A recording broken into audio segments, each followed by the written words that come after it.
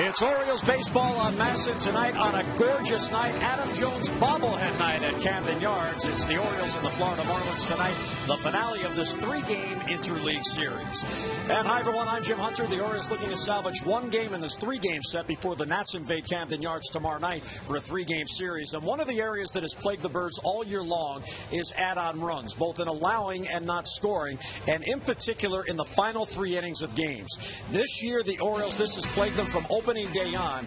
This season, the Orioles have been outscored by 60 runs in the final three innings in the game. That is the worst differential in the American League, and it has plagued them in this series. The Marlins have scored 8 runs total in the first 6 innings and 9 runs, 7, 8, and 9. The Orioles, in contrast, 7 runs in the first 6 innings and only 2 runs from the 7th inning on. And Mike Flanagan, when you have a trend that has followed the team all year, really demoralizes you because you know you're that close, and an add-on run here or there really can make the difference. Yeah, you're in the game all the way through. You get to the late in the game, and you're saying, oh, geez, we're just a run behind or we're tied and push one ahead. The other team adds on one. Then it adds on a couple of more. And sooner or later it becomes, insurmountable, and you get demoralized. And this has happened a lot. This series is certainly a microcosm of that. Yeah, let's take a look at this series. We'll go back to Tuesday night as Jeremy Guthrie was on the mound. In fact, 4-3 Marlins lead in the 7th, and Guthrie walks the leadoff batter, Chris Coghlan. That led to a Gabby Sanchez RBI double. Jason Birkin came on, and Hanley Ramirez would greet him with a base hit. Then Mata came on with the bases loaded, and Cody Ross had a base hit to drive in 2. Then last night, a 4-4 game. Brian Mattis walks the leadoff man. Paulino then with a one-out RBI double, and Coghlan an RBI double. That gave the Marlins a 6-4 lead, and they won at 7-5. So when you're in those games that deep, of course you're looking for a big base hit, but you're also looking for your pitcher to shut them down. Absolutely. So it's a little bit of both. The relievers have had their problems all year long. There's been 14 different relievers along the way, trying to find that correct mix to get through that 7th, 8th, and 9th. So tonight, the finale of the three-game series, and during our telecast, we'll be covering the bases. You'll learn all about Mark Hendrickson tonight as the Orioles get set to take on the Florida Marlins. Lineups and first pitch are next.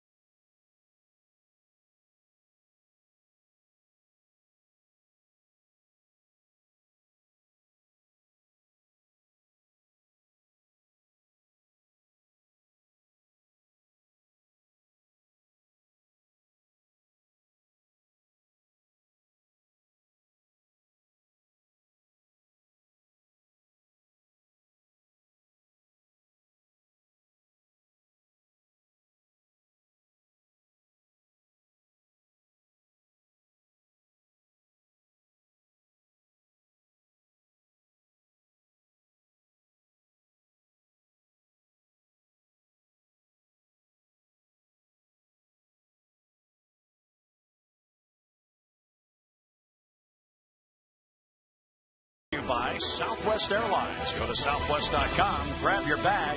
It's on. Well, it is a lovely night here at Oriole Park at Camden Yards, the finale of this three-game series. It's time for our train game time temperature. Visit trainsearch.com to locate an independent train dealer near you. It's hard to stop a train, and it is actually a pleasant 92 degrees considering it hit 101 about 3 o'clock this afternoon. And a perfect night, blue sky, and plenty of sunshine overhead. Here's the Southwest Airlines starting lineups for the Marlins tonight. Chris Coghlan in the leadoff spot, Gabby Sanchez and Hanley Ramirez. Jorge Cantu will DH once again against Kevin Millwood, 3 base hits, and 2 of those hits are home runs. Ugala Ross and Stanton with Wes Helms again at third base, and Ronnie Polino will catch and bat ninth. Tonight's scouting report is brought to you by PNC for the Achiever in us all. And the scouting report on Kevin Millwood to get some amnesia. Forget about the beginning of the season. Remember your last time out, you got a W. So go out there thinking it's your 1-0. Stay close. If you can stay close to the Marlins, they are 7-13 in 1-run games. That is the worst in the National League. And stay away. A lot of pull hitters in this Marlin lineup. So he'll need to be able to locate that outside corner. Well, Kevin Millwood 1-8, but that one came in his last start. It was last Saturday in San Diego. He pitched another solid game, 6 innings, allowed 3 runs on 7 hits, and finally got that elusive first win as an Oriole, and his first win since his last start of 2009 when he pitched for Texas. Yeah, I don't think anyone could have appreciated a W more than Kevin Millwood. He will savor them all, believe me, from here on out. And if you didn't know Kevin Millwood or understand how much he is respected around baseball, we have learned about him this year, all during that stretch, and he had gone 14 starts without a win. He never blamed anybody but himself, and that's what he's all about. No doubt about it. So here we go. It is Chris Coghlan at the plate. And the first pitch is up and away, and it's 1-0 on Coghlan, who we learned about today that Chris Coghlan was born in Gaithersburg and then moved to Florida as a youngster, where he continued growing up and became a baseball player. Down and in, and it's 2-0. And Coghlan has found a home with the Florida Marlins. He came up as an infielder. He was a third baseman in college at Mississippi, and then was a second baseman coming through the Marlins system, but now he is the everyday left fielder. And a good one. I've enjoyed watching him play in this series. He has above average throwing arm, covers the outfield quite well. Seems to have an outstanding hitting approach. He's having a great June, hitting .405, and he's hitting 18 of the last 21 along the way. He is, again, the only left-handed batter in the lineup, as the Marlins have 8 right-handed hitters against Kevin Millwood, who falls behind 3-0 on the leadoff hitter. And there's a strike as Coghlan takes all the way. One thing about the Marlins, and Millwood will try to exploit this tonight, they are a free-swinging team. They have struck out the second most times in the National League. Only Arizona has struck out more as a team. 3-1 is lined towards left center field. That's going to get down for a base hit. Jones over to try to cut it off and keep it to a single. Coghlan can fly. He's trying for 2, and he is in with a head-first slide and a leadoff double. Millwood fell behind. He was coming in on 3-1, and Coghlan goes with it, and he is in scoring position leading off the game. Yeah, he really is heating up. Let's take a look at the defense. Royals defense will be Luke Scott in left, Jones in center, Markakis in right, Tejada at third, his tours at short. Julio Lugo will play second base tonight. Wigginton will be at first, and Tatum will be behind the plate, catching the offings of Kevin Millwood. And the defense brought to you by Cisco Federal, a proud mission partner to the United States Department of Defense. And here is Gabby Sanchez, the number 2 batter, who has had a very good series, and he shows bunt. And he offers at it. No, he did not. And last night, he got into one and hit it out. He had a big night. 3 base hits on the evening. They really got the Marlins offense clicking in that 4-run third. Here's the numbers: 5 for 10, 7-game hitting streak. Another hot Marlin bat. 1-0. He shows bunt again. Does get it down. Tejada will have one play, and that is at first base. So the sacrifice is successful. That is the second sack for Gabby Sanchez. So their new skipper, the interim manager, Edwin Rodriguez, playing for an early run. Well, and the club that's scored 17 runs in the first 2 games of this series, playing very conservative style. And again, with a hot hitter at the plate, 5 for 10. A little uncharacteristic, a little bit like Gene Mauch of old. But it also is respect for Kevin Millwood. When you do that, usually you're expecting to be a low-scoring or close ball game. Hanley Ramirez now. Orioles will play the infield back in the first inning. Ramirez brings a 4-game hitting streak into this game. And Millwood misses down and away. Okay, the infield back all around. Wigginton is the most shallow of the infielders. He's about midway. Hanley Ramirez 7 for his last 15, going against Kevin Millwood here with a chance to get his team on top. And he does. There's a base hit to center field. Coghlan will score, double sacrifice base hit. And Hanley Ramirez has given the Marlins a 1-0 lead. They're wasting no time in on the fist, but Ramirez certainly strong enough just to reach the outfield. I mean, he has big time numbers, Ramirez, against right-handed pitching. 330 coming into tonight, just 200 against left-handers. So that's the other thing. We talked about it last night with Brian Madison, his troubles in the first inning. Kevin Millwood has his own share. So it shows you can plague not only a veteran as well as rookies. 18 of Millwood's, now 19 of the 61 runs he's allowed. Just about a third are in the first inning. Cantu DHing again, taking advantage of the American League rules. And he takes outside. Last night, his 2-run home run off Mattis tied the game. Yep, number 100 in his career. A big part of that 4-run third inning. He's always hit the Orioles well. He falls into the category, another one of those pull hitters. Went through and checked a lot of these Marlins, and about 2-to-1 they'll have base hits, more base hits to left field or the pull field than they will to the opposite field.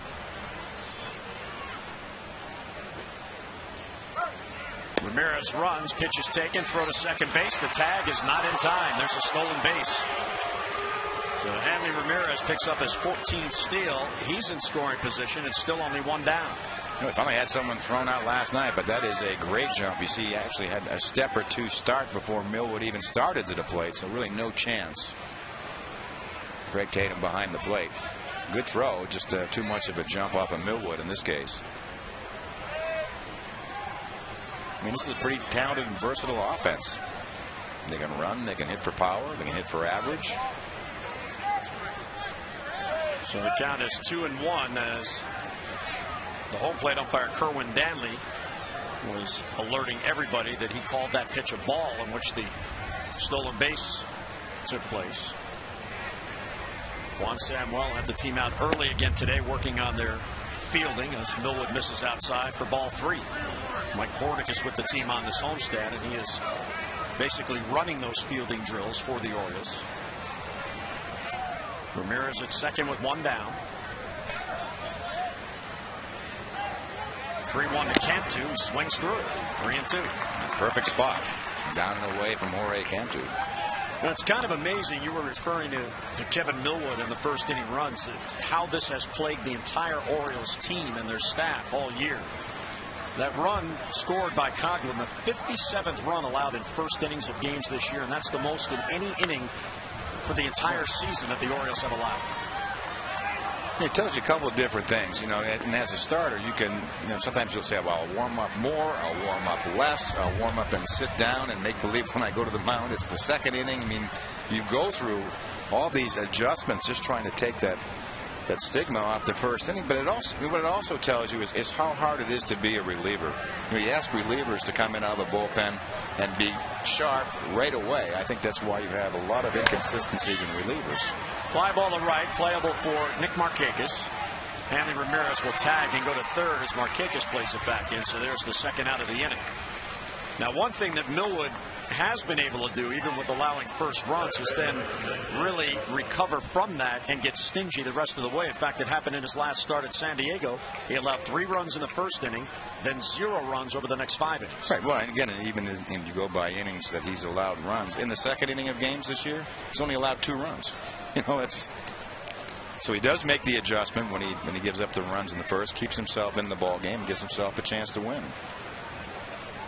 Now 2 down. Here's Dan Ugla, the second baseman. He has 1 hit in the series. Florida's on the move after the game. They head back home to take on San Diego. And there's a strike. You also see a conscious effort tonight for Kevin Millwood to keep the ball down. We've talked about the home runs. He leads the league. But the thing is, in his last 5 starts, he's allowed 9 of his 19 homers. So it's a recent problem. Looks ahead of Ugla. No balls and 2 strikes. It is interesting, his home runs, and he did not allow a home run in the win in San Diego, but 19 That is the most allowed by any pitcher in the American League, but 12 of those home runs are solo home runs. Right. And then you go back to his 4-game losing streak before the win. That's when he really gave them up. He gave up 2, 2, 2, and 3 in 4 starts. He's allowed 12 solo home runs and 5 2-run home runs. So 17 of the 19 fall in that category. 1 3-run homer, and then there was the Curtis Granderson grand slam against the Yankees. Line drive to center field. There's a base hit for Ugla, and the Marlins will get that second run. Here's Hanley Ramirez to score. So 3 hits in the inning and a 2-0 Florida lead. Yeah, Kevin Millwood clearly unhappy with that. I could see him after the ball touched the ground out in center field. He had quite a reaction. I mean, veteran pitchers certainly know those 2-out runs, just backbreakers.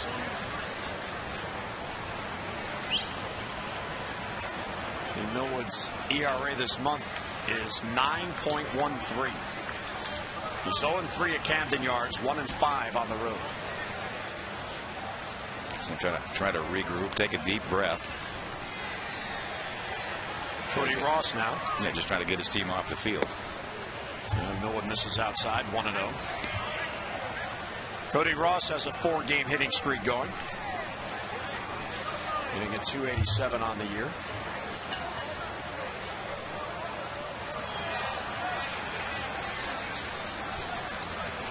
There's Ugla taking a lead off first.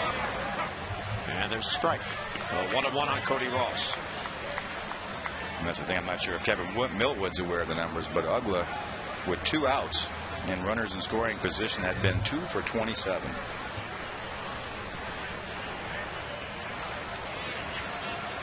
There's the 1-1. It's a called strike. Borderline pitch. Millwood got the call, and Cody Ross displeased. And Millwood already working up a pretty good lather. 23 pitches thrown already in the inning. Now in his 14th season in the major leagues. There's the 1-2 in the dirt. Nice block by Craig Tatum, who is getting a start tonight. Matt Wieters is not in the starting lineup. Tatum's done a good job. I've watched when he comes in to catch. He has a little bit different style than Matt. Certainly is definitely a catch and throw type catcher, but he's very much into signal calling. He takes great pride in it. I mean, his record when he catches the Orioles are 5-8. 2-2 the count on Ross, and there's another base hit. He just goes with it the opposite way and hits it in the right field. So 4 hits in the inning, back-to-back singles here, and the inning continues. We talked about these Marlins being pull hitters, but not so much in this inning. Ramirez single to dead center. Coghlan's used the opposite field as an opposite base hit by Ross. And a first inning visit on the mound from pitching coach Rick Kranitz. I'm sure Rick Kranitz can sense the frustration. So just try to go out, give him a breather. 95 degrees, take a little walk, regroup.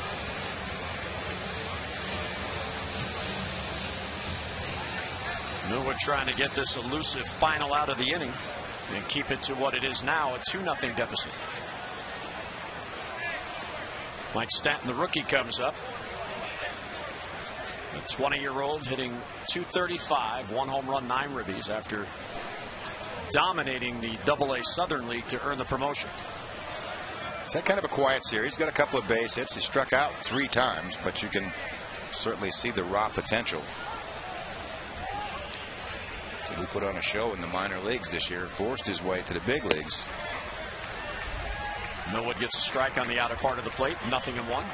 Just those guys, he just looks good in the uniform. He looks like a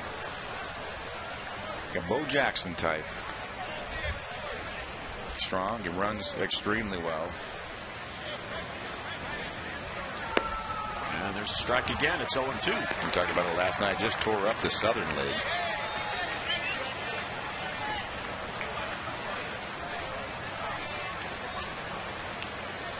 Looks like most of the young hitters, he still will expand the strike zone, though. And then the pitch in the dirt, he won't chase. And another nice block there by Craig Tatum. And Stanton had 21 home runs in 52 games in the minor leagues this year. So what you're telling me is if you average an RBI a game, the big club's going to notice? They seem to take notice. Hit 12 doubles, a couple of triples, 21 homers. And they intentionally walk you about 42 times. Ground ball towards first, backhanded by Wigginton. He will flip to Millwood, who gets there just ahead of the hustling Stanton, and the inning is over. Florida gets 2, they strand 2. Bottom of the first coming up, Marlins 2, and here come the Birds.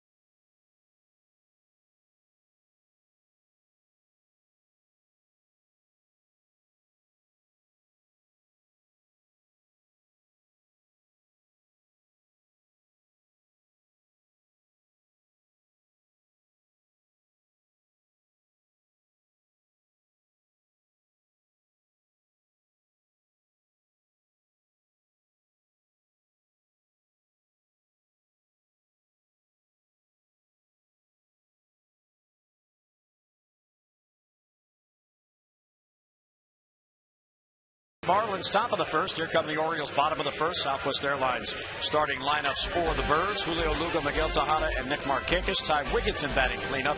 Luke Scott in left field tonight with Adam Jones in center field. Big time series, 4 out of 8 with a home run and 3-run score. Jake Fox will make his first Orioles start. He'll DH Craig Tatum and Cesar Esteuris. Tonight's scouting report is brought to you by PNC, for the achiever in us all. For Nate Robinson, it would be stay away from these Orioles left-handers, especially, is not allowed a home run to a lefty. Nick of time. Be careful of Nick Markakis, 34 hits off of left-handed pitching, among the best in baseball. And let them sleep. We saw Ricky Nolasco sort of wake up the Oriole offense with a hit batsman. And Roberts naturally hits a lot of batters. He has 5 already on the year.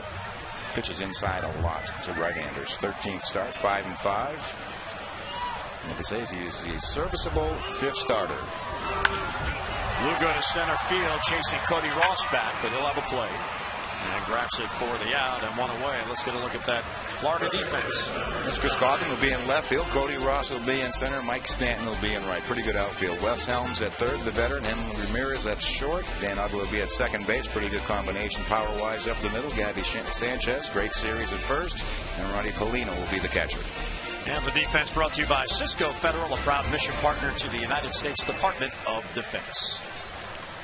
Miguel Tejada batting second.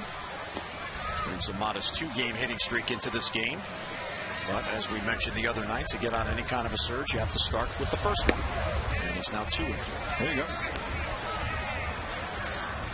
What he would love to do is hit a home run, so we'll stop talking about the last time. And that would solve 2 problems. He hasn't had an RBI in, I think, 99 at bats, and a home run at close to 200. So by hitting a home run, he'll wipe this all out. Nate Robertson is out of Mays, Kansas. And there's a high fly ball right field. That chases Stanton back. And on the warning track, he will make the catch. So Miguel gave it a ride, but just not far enough. And 2 men down on a couple of fly balls. Yep, 2 balls on the button to start off the game, but just a little bit too much lift. Now, I'm going to guess here that a young man from Mays, Kansas, M-A-I-Z-E, which is the Indian word for corn. They probably have cornfields in his hometown. I would probably agree with you. Yeah. Here's Nick Markakis batting with 2 outs and none on. And there's a strike. Yeah, the spelling is crucial. I thought you were going to say maybe Willie Mays. Willie Mays, well, and they named a town after him. Sure, Willie has lots of things named after him. Mays, Kansas, and then he went to Wichita State for college. There's a bouncer to short. Right there's Hanley Ramirez, who gets a big hop and gets it across. Robertson's teammates gave him 2 runs. He retires the side in order, 3 up, 3 down. Second inning coming.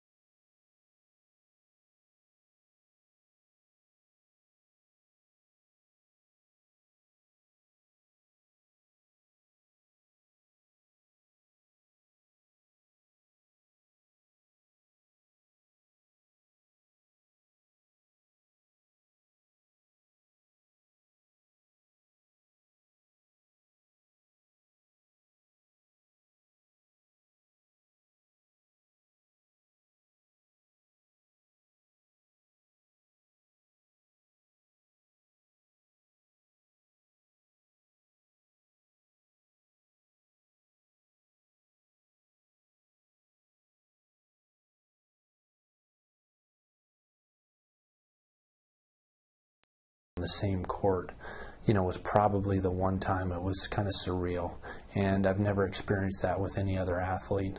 Even in baseball, playing against some of these great guys, it just never was the same as it was, playing against Mike. Mark Hendrickson, we're covering the bases tonight with the Oriole left-handed reliever, talking about his time in the NBA, the best athlete he ever played around, Michael Jordan, and there he is as a front court man at Washington State. Pretty impressive. It really is impressive that be able to play 2 sports at the highest level.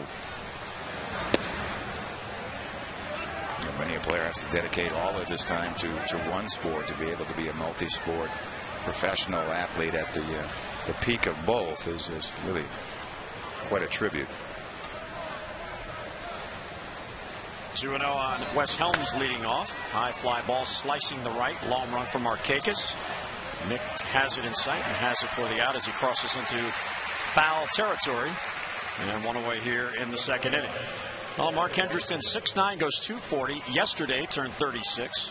He was a 20th round pick by the Blue Jays in '97 out of Washington State, but first elected to go into the NBA.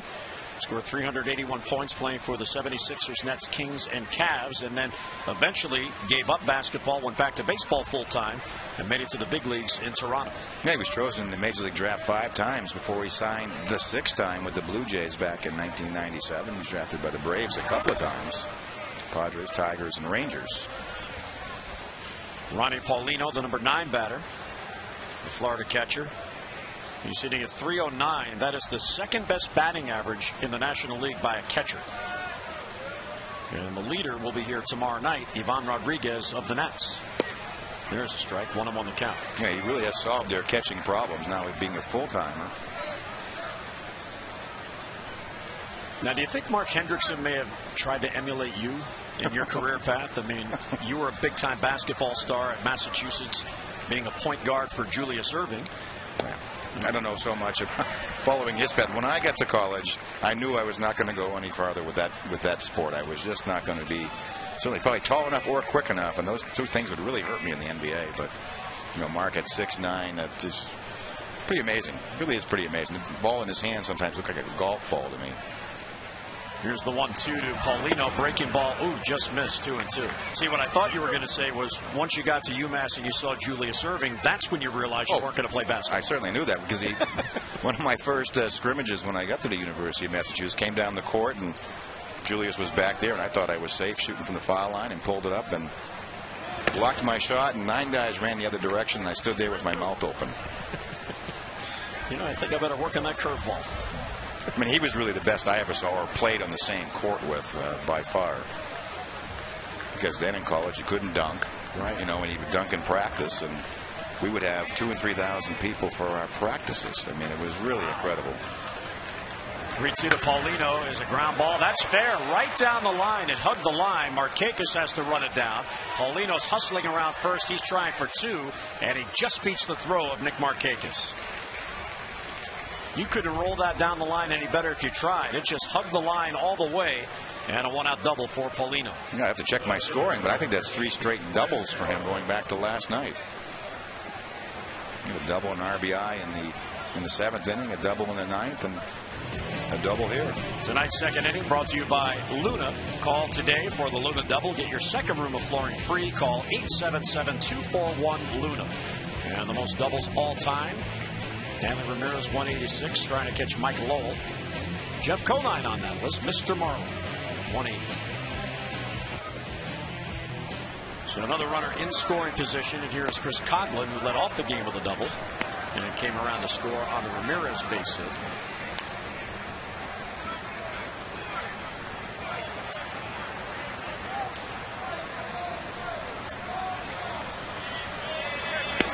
There's a strike in the outside corner. Tatum setting a nice target, and Millwood hit the glove. Yeah, Millwood already pretty well lathered up. That's his 40th pitch in just an inning and a third.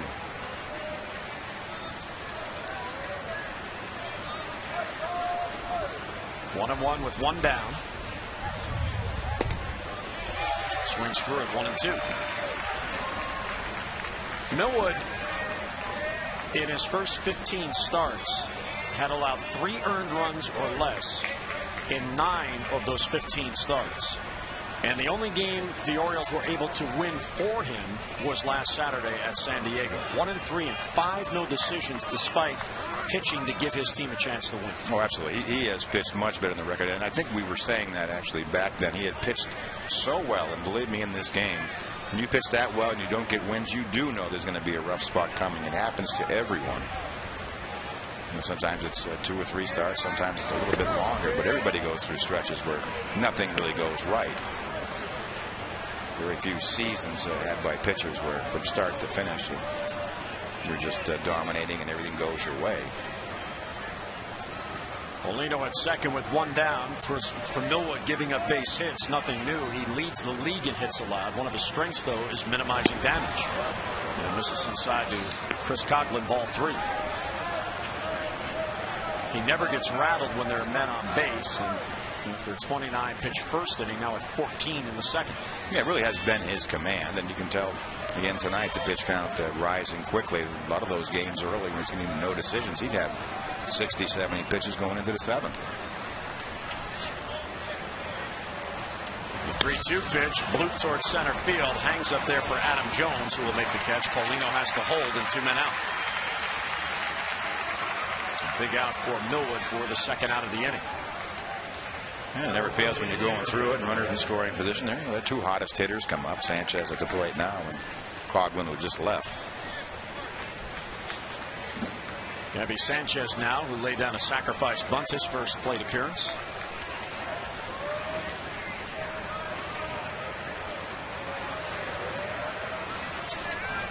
Paulino will try to extend his lead off second base. Catchers like to have that extra step or 2 lead. Fastball's too tight. Gabby Sanchez played in college at the University of Miami and then was drafted by the hometown Marlins.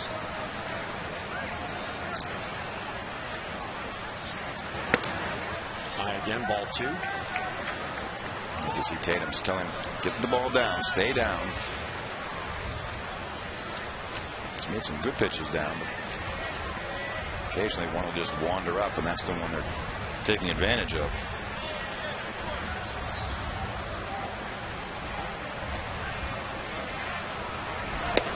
And he hits the glove again, 2-1. That was A real good look there at how Tatum waited to set up, so Sanchez didn't see him move outside. And the target he gave that time, it looked to me like he was exaggerating low. And Millwood was able to hit the glove, and he got the call from Kerwin Danwood.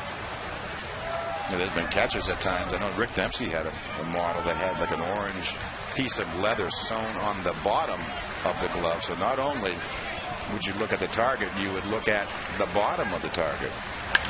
Coming inside, he hits it to center field, and well, back on it, Adam Jones. On the warning track, it is off the wall and in play. Paulino will score, and Sanchez to second base with an RBI double. That is the third double already in this game, 17th for Gabby Sanchez, and a huge two-out hit, and the Marlins have a 3-0 lead. Again, you see that pitch just misses it. Really is right down the middle of the plate. Adam Jones runs out of room and misses a home run by about 2 feet. I think Sanchez had it. He just has to turn it on a little bit to get into second base with another double. RBI number 34 for Gabby Sanchez. Already 6 base hits in an inning and 2/3 against Millwood. And Sanchez now 6 for 11 in the series. Hanley Ramirez takes a strike. Ramirez got the first run in the first inning. His RBI single to center field scored Coughlin. He then stole a base and came around the score on the base hit by Uggla.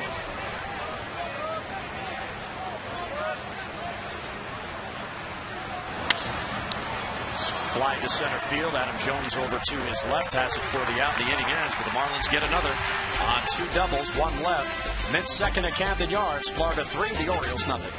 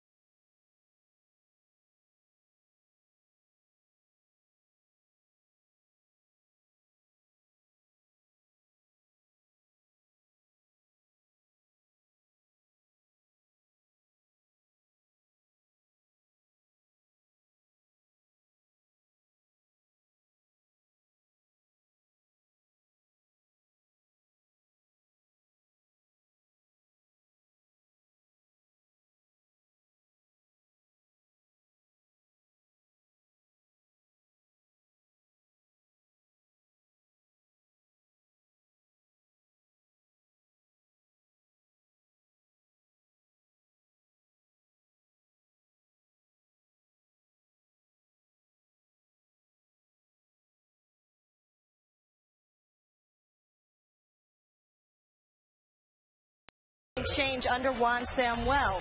On his 17 games that he has been manager, they've tried to attempt to steal 17 times. Now under Dave Tremblay, in the 54 games this year he was manager, they attempted to steal just 34 times. And T-Bone Shelby told me the reason for that is they believe that they have players that can run. They know they're not a home run hitting team. They're trying to instill small ball right now, and they believe those certain players that the more that they attempt to steal, the more comfortable they'll get and the better the team will do offensively. All right, Amber, thank you very much. Wigginton with a line drive, but right to Dan Uggla, so he hit it hard, but it's an out and 1 away. And that is a way, Mike, that you can help manufacture runs. And if you gain a reputation, and that's one of the reasons why you should never not hustle, is that if you hustle all the time, the defense knows that. Sometimes you can force them into a misplay. Well, yeah, the element of speed is an important weapon to have. You don't need to be able to run 1 through 9, but you have enough that can steal to put pressure on the defense and make them shorten up in the field. It creates more space. Here's Luke Scott, who is playing after last night hitting 1 out, and he got into it. That he did. Got the Orioles offense rolling. Took a backup slider out over the plate, and Luke did not miss it. And he takes 2 tight, 2-0. His first since June the 4th, batting .305 here at Camden Yards. He really has enjoyed the home cooking. Or even his own cooking, I guess. That's a good point, yeah. He did win the cook-off. Yeah, I saw you. He's got good numbers against Robertson. 3 for 3 lifetime. 3-0 on Luke Scott. And 2 tight ball 4, so Luke is on with a walk. And the Orioles have their first base runner of the game, trying to chip back from 3-0 down. This Saturday, come on out and celebrate the 40th anniversary of the 1970 World Champion Orioles. Brooks, Frank, and more than 20 members of the 1970 team will reunite here at Camden Yards. Get here by 3:30 and take in the special pregame ceremonies before the O's and the Nationals take the field in throwback uniforms. Game time is 4:05. 888-848-BIRD or get online Orioles.com. Beautiful early evening sky. Here's Adam Jones. Nate Robertson to the stretch for the first time. Breaking ball for a strike. And last night, O's went back-to-back, Scott and Jones. On really consecutive pitches. Adam hit his over the dead center, about 420 feet away. 12 RBIs in the last 14 games. He really has been carrying the club offensively. In just 16 RBIs in his first 56. And he lays off that pitch as Robertson has the scatter report of work Jones away and see if he'll chase. So Scott and Jones go back-to-back. It was the first time the Orioles had 2 home runs in a game since June 3rd. Changeup he swings through. Last night was June 23rd, so 3 weeks of games. And in that game in New York, it was Scott and Jones that hit the home runs just as they did last night.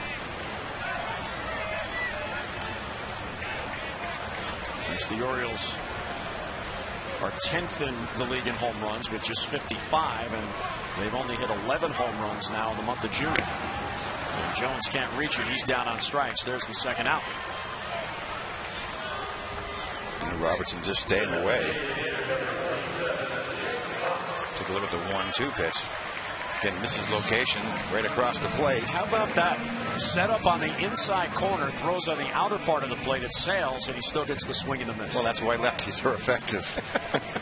you can't steal signs of them. You can't steal location because you might not go there.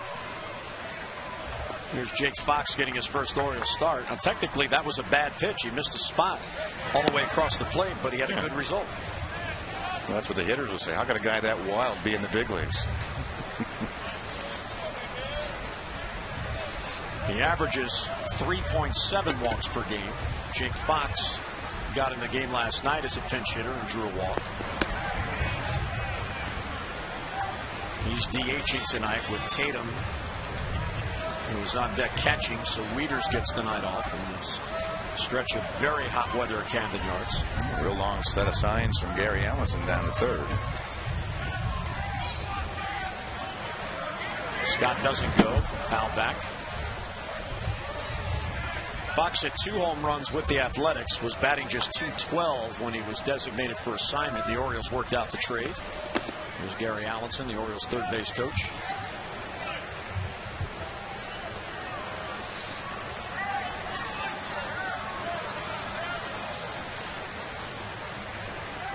Two-one pitch, missed.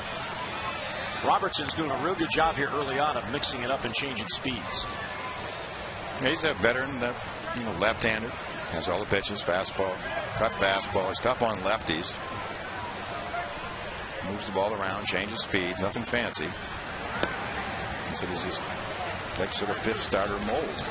Pretty good one. He's 5-5 on the year, 2-2 at home, 3-3 on the road. He's allowed 7 home runs this year, none to left-handers. Likes to pitch in. I remember him more from his days with the Detroit Tigers. Now 32 years old in his 9th season. 3-2. Scott will be off with the pitch. And he got him. Swing and a miss. So Luke Fox goes down, and back-to-back strikeouts after the walk get Robertson out of the inning. We'll head to the third. 2-0 Marlins.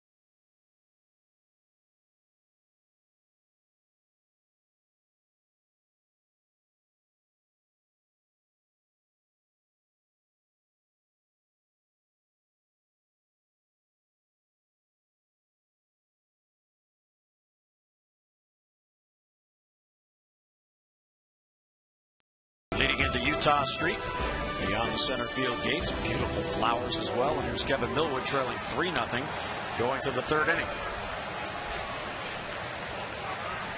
3 runs on 6 hits over the first 2 innings. Here's Jorge Cantu, the Florida cleanup batter, swings at the first pitch and he pops it up. Tatum eyes it, throws the mask, and the catcher has it for the out. And on 1 pitch, 1 down in the third inning. And now it's time for our Cabot Woodstain's legendary performance. Randy Johnson set an American League record for a lefty by striking out 19 Oakland Athletics on this date, June 24th in 1997. The Mariners were a playoff team that year and lost to the Orioles in the playoffs. Intimidating left-hander. Jeff Rebele owned him. Yeah. That's like the Mark Belanger owning Jim Kern and some of these hard throwers. But yeah, you're right. Bouncer foul off the bat of Dan Uggla. Uggla singled a drive and a run in the first. His 39th RBI.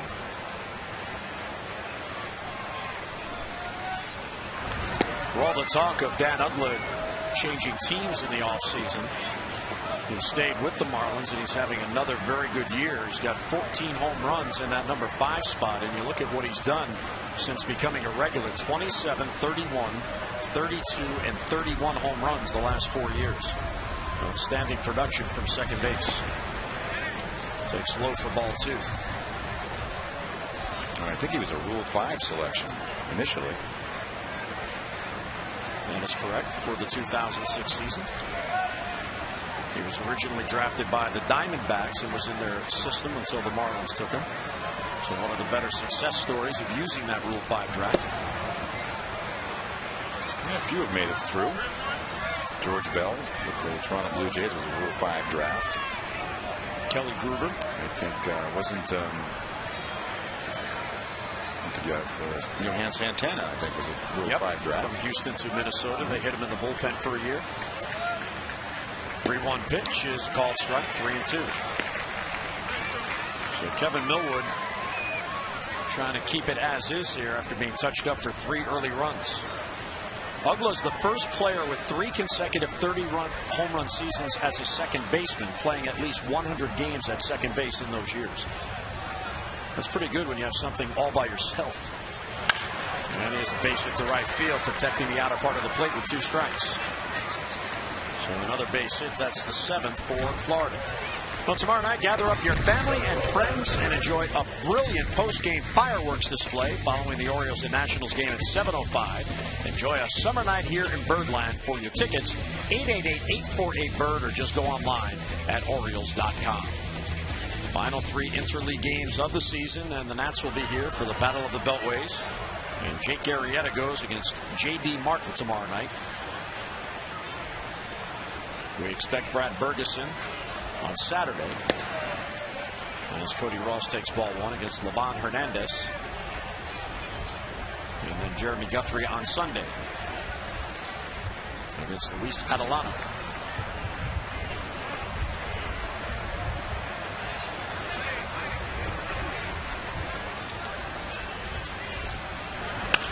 Line drive, caught at second base, as Lugo was about to flip to Cesar Torres to maybe throw back to first base. His momentum was taking him the other way, so Uggla was able to get back and 2 down. I think what Juan Samuel was trying to read, couldn't he have just turned and thrown to first base? Looks like he may have lost it. There was some sunlight still coming through. I'm not really sure. Right there, he really doesn't even think of sort of turning to first.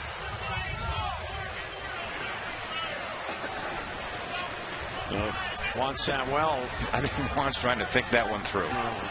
What did I just see there? Mike Stanton is up.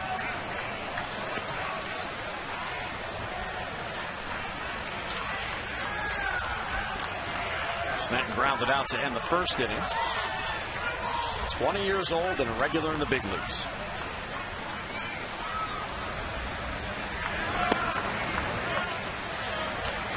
Pretty good pitch. Millwood won that. Don't blame him.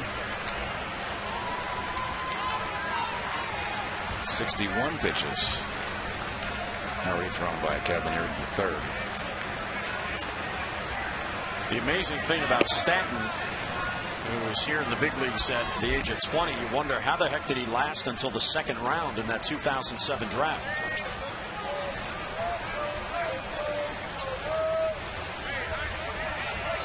That was the draft in which the Orioles took Matt Wieters with their first round pick. Well, that was a pretty heavily stocked. You know, every year in the draft is not the same talent-wise, and that was a year there was a lot of talent. Talent pool was felt to be at the top. Some years it's more level and even through the rounds. And he swings through it to get the count to 3-2. He was out of Notre Dame High School in Sherman Oaks, California.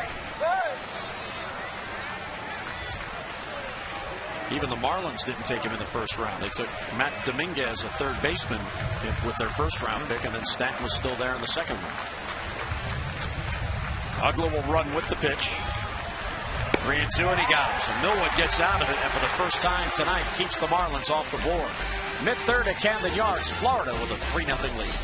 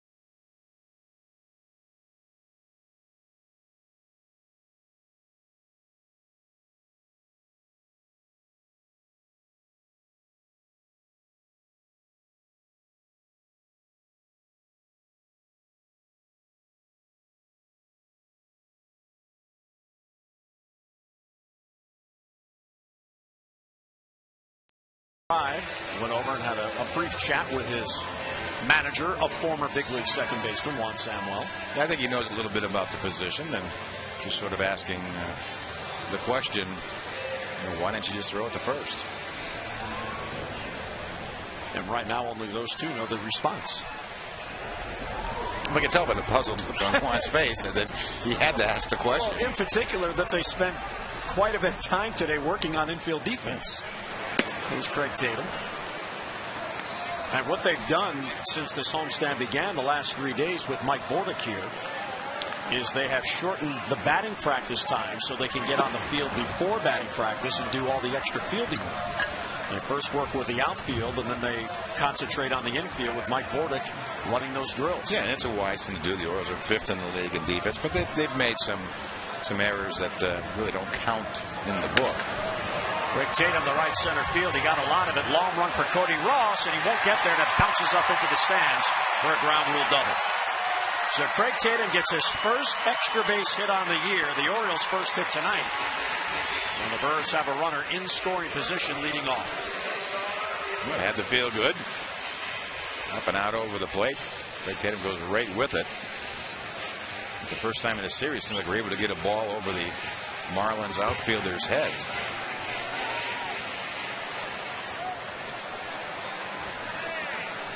So the Orioles now a chance to chip into the 3-0 lead. And Cesar is towards bunts, and it's over the head of the pitcher, and he's going to get a base hit.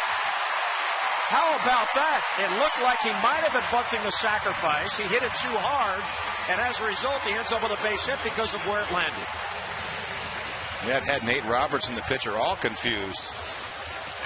And we see him square around, and he starts to sort of come in, and then just right over his head into no man's land. I don't know if you can practice that bunt at 5 o'clock, but it looks like he was trying to push it. In looking at that replay, I agree with you, Mike. It looked like he was trying to push it past the pitcher, which he actually did. Yeah. He just did it airborne instead of on the ground. So first and third and nobody down as Tatum gets to third. And Julio Lugo now, the leadoff hitter tonight. He flied out to center field in the bottom of the first. Takes a strike. Yeah, Lugo and Tejada on deck have the best numbers against Nate Robertson. Lugo 6 for 14, 429 average coming in. Tejada 8 for 19 with a couple of home runs. There's Miggy on deck.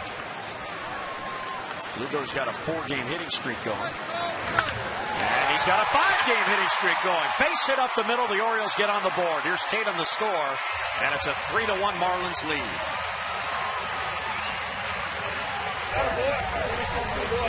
Well, that's what they need to do. Start stringing some hits together. Not going to hit a lot of home runs. Just keep pecking away. Bottom of the order coming through for him. Tatum and Historis get on, and Lugo with that good track record against Nate Robertson. Now you're getting around to the middle of your lineup. Nice dance out there by Doug Eddings, the second base umpire, not to get hit by that ball. That's how you can have a big inning. Randy St. Clair, the pitching coach, is out for a visit.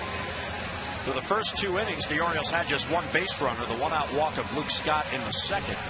Juan Samuel has watched now. Tatum doubled, the bunt hit by Historis, and the single by Julio Lugo.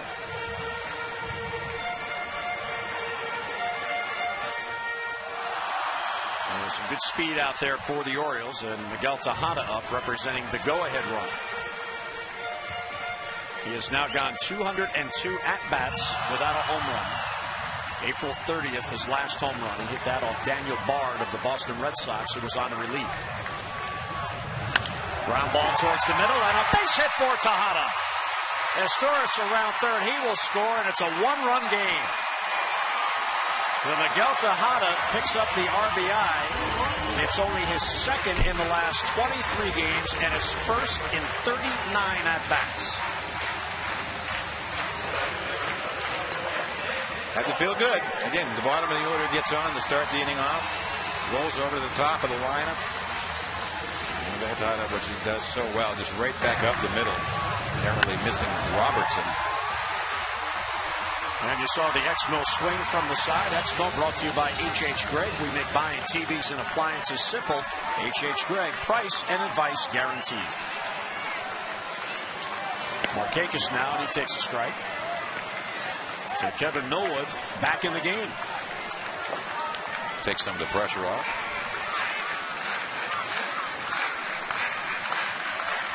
Nick grounded out to shortstop his first at bat. Slices it the other way. Long run for Coughlin, but it's a foul ball. Well, we know Nick has the great numbers batting against left-handers on the year, but against Robertson he struggled. Just 3 for 18.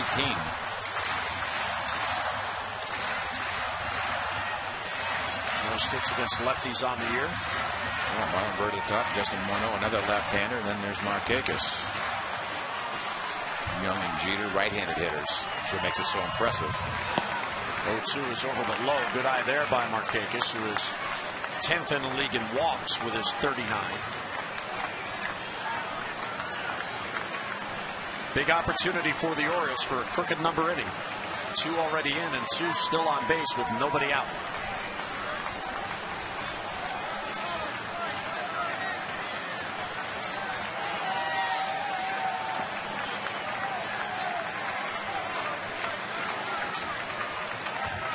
Here's the 1-2, slices it back foul. Robertson's trying to stay right in on his hands. You know, it's interesting watching him work the way he changes speeds. And you were making the point last night when Leo Nunez, the closer, came on and was throwing his changeup 89 miles an hour. His fastball was just 86. Right. But it's all under deception. 1-2 is outside, 2-2. Robertson won it, didn't get it. Kerwin Danley.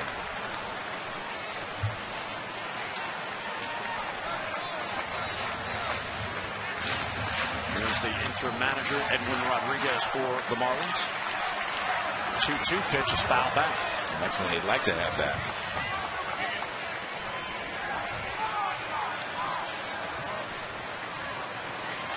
Robertson was drafted twice by the White Sox. First out of high school in '95, then out of college in '98, but he didn't sign, went back for his senior year, and then was drafted by the Marlins out of Wichita State in '99. 2-2 pitch is spoiled back. He then made it to the bigs with the Marlins, but they traded him to Detroit for the '03 season, and they traded back for him this past spring training. He was with the Tigers all the way to the end of camp, and on March the 30th, he was traded to the Florida Marlins. They needed a fifth starter, and the Tigers had one starter too many. Ground ball towards third. Glove there by the third baseman Helms, and safe at third base is the hustling Lugo.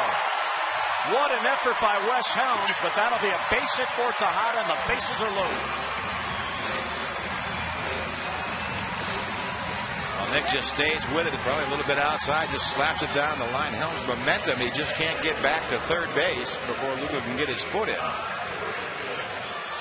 good effort by Helms, but Lugo's foot beats the glove.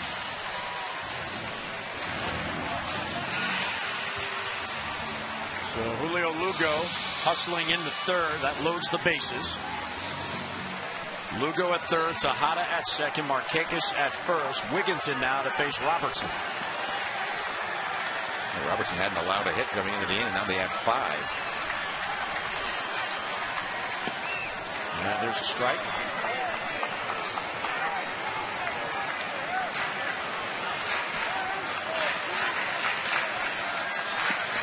Wigginton lined out hard for the second baseman. Ugla. There's Alejandro Sanabia. And there's a base hit to center field for Ty Wigginton. Lugo will score. Tejada is held, and we have a tie game. 6 consecutive hits for the Orioles.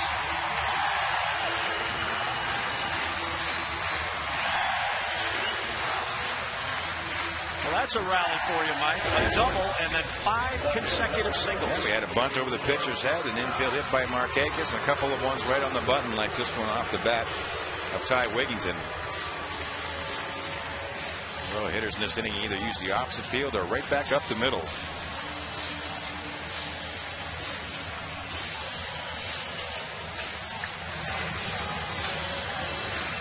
Well, Robertson is pretty much cruising right along, 3-run lead.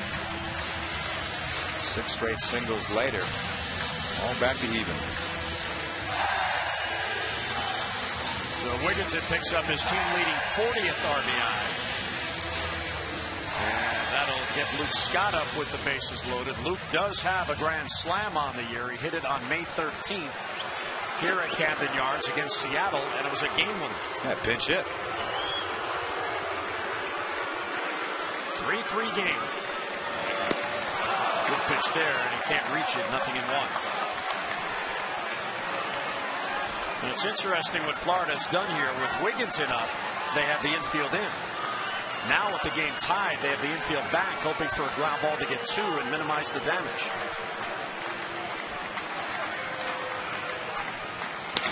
High fly ball, right center field, not that deep. Cody Ross over, Stanton over. Stanton has it. The right fielder will play it towards second base.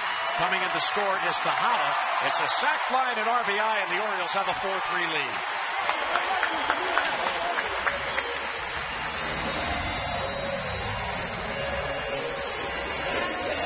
Scott picks up RBI number 27 on his 3rd sacrifice fly this season.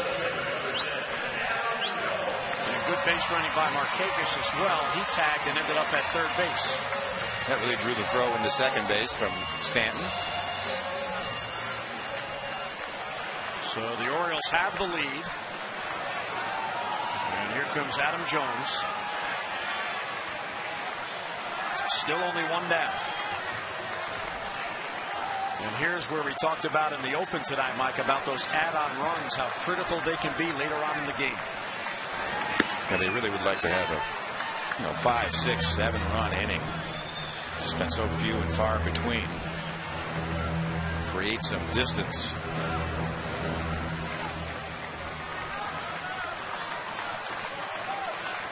6 base hits in this inning.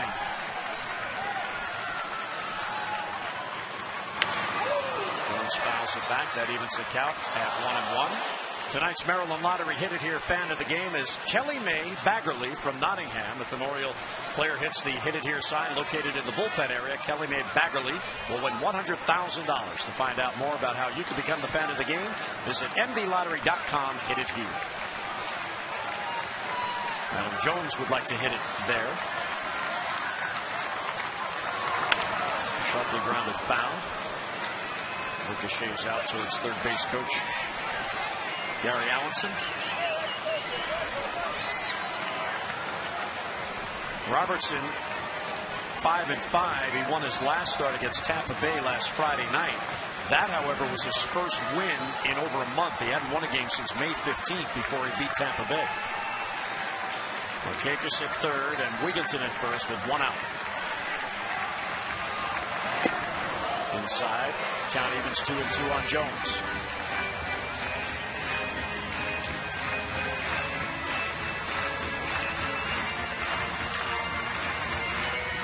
Adam has hit in 4 straight games. He has really come on. In fact, he has 4 consecutive multi-hit games. Grounded foul. He fights off a real good pitch on the inside corner. Yeah, he's had a real good June. The Royals have only had 2 hitters hit over 300 in the month of June. Zahad at 302 and Adam coming into the night 307. Pretty good numbers. We haven't seen those for a while. 5 for 5 with runners in scoring position. Count holding 2-2 on Jones. Line deep to left field. Coughlin is back. Reaches up and it's over his head. That's a base hit.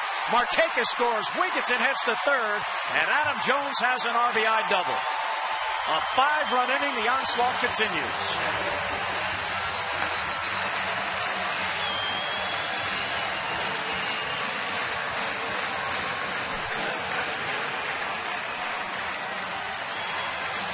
Right on the inside half. Adam Jones quick to the ball. Really, Coughlin in left really didn't get a good look at it. It was hit harder than he thought. He gets over his head out of his reach. Markakis will score easily. And this is the first real good, feel-good inning the Orioles have had in quite some time. So a very short night for Robertson, who allowed 1 base runner on a walk through the first 2 innings and is chased here in the third.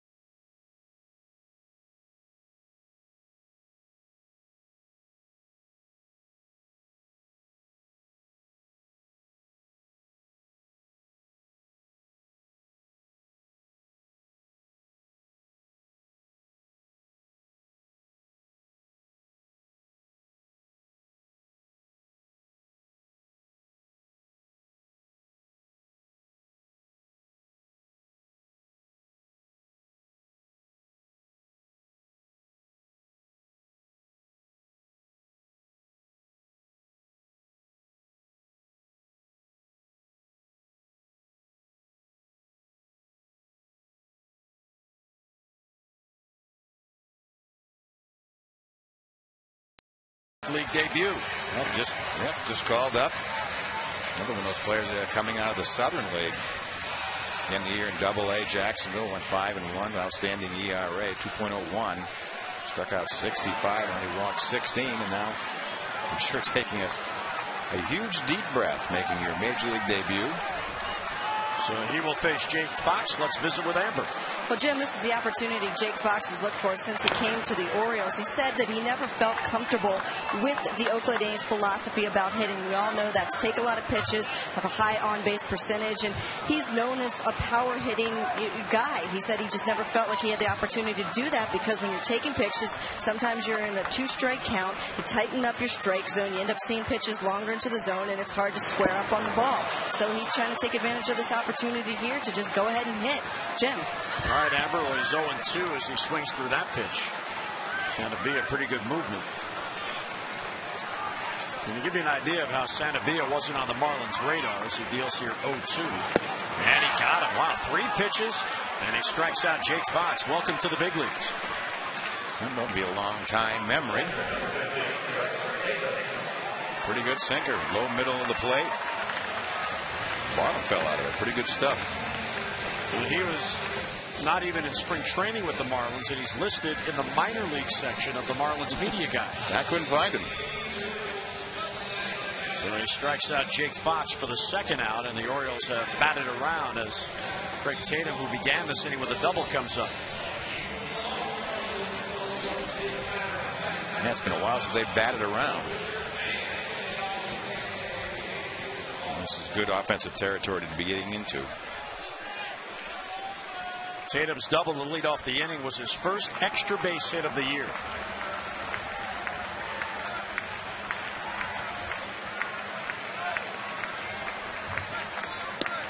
And there's a strike. The Orioles, over the next few days, have some roster decisions to make. When Ferguson is brought back from AAA to start Saturday, somebody will have to go for Ferguson. Juan Samuel right now has a 5-man bench as Tatum fouls it off. Koji Uehara is with the team, and there's a chance he could be activated before the weekend is out, which would mean somebody you would expect goes out of the bullpen. And Felix Pie tonight began his official rehab assignment with the full season minor league teams. He's at Frederick tonight, and so far he's 1 for 2. He's batting leadoff and DHing, so he is trying to work his way back. And Tatum goes down on strikes, and that ends the inning. So welcome to the big leagues. Santabia back-to-back Ks, but the Orioles explode. 5 runs on the board on 6 consecutive hits. And the Orioles now have a 5-3 lead.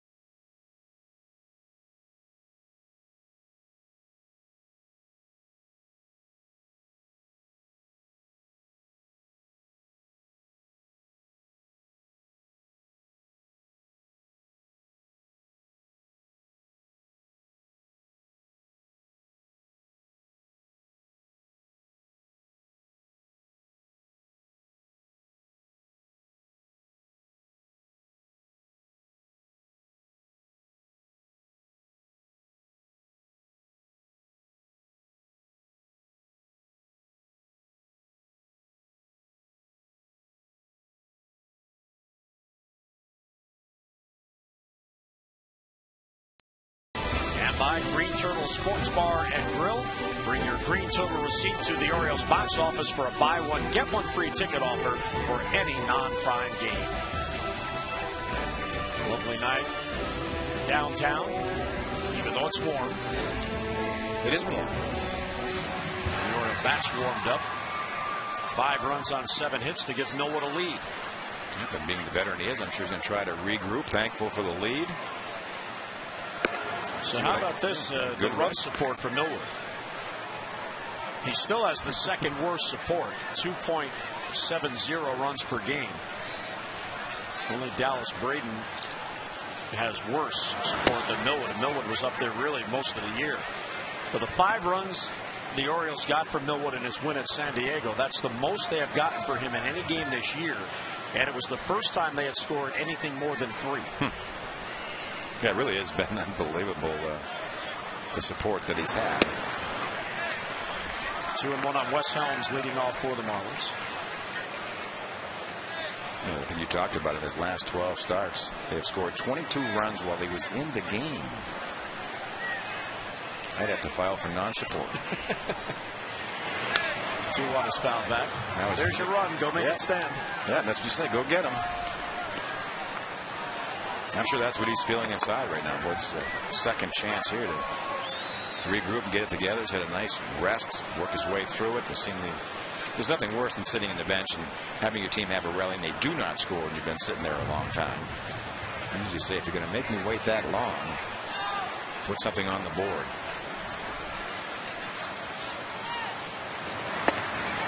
Wow, what was that pitch? You can see Craig Tatum just hold it.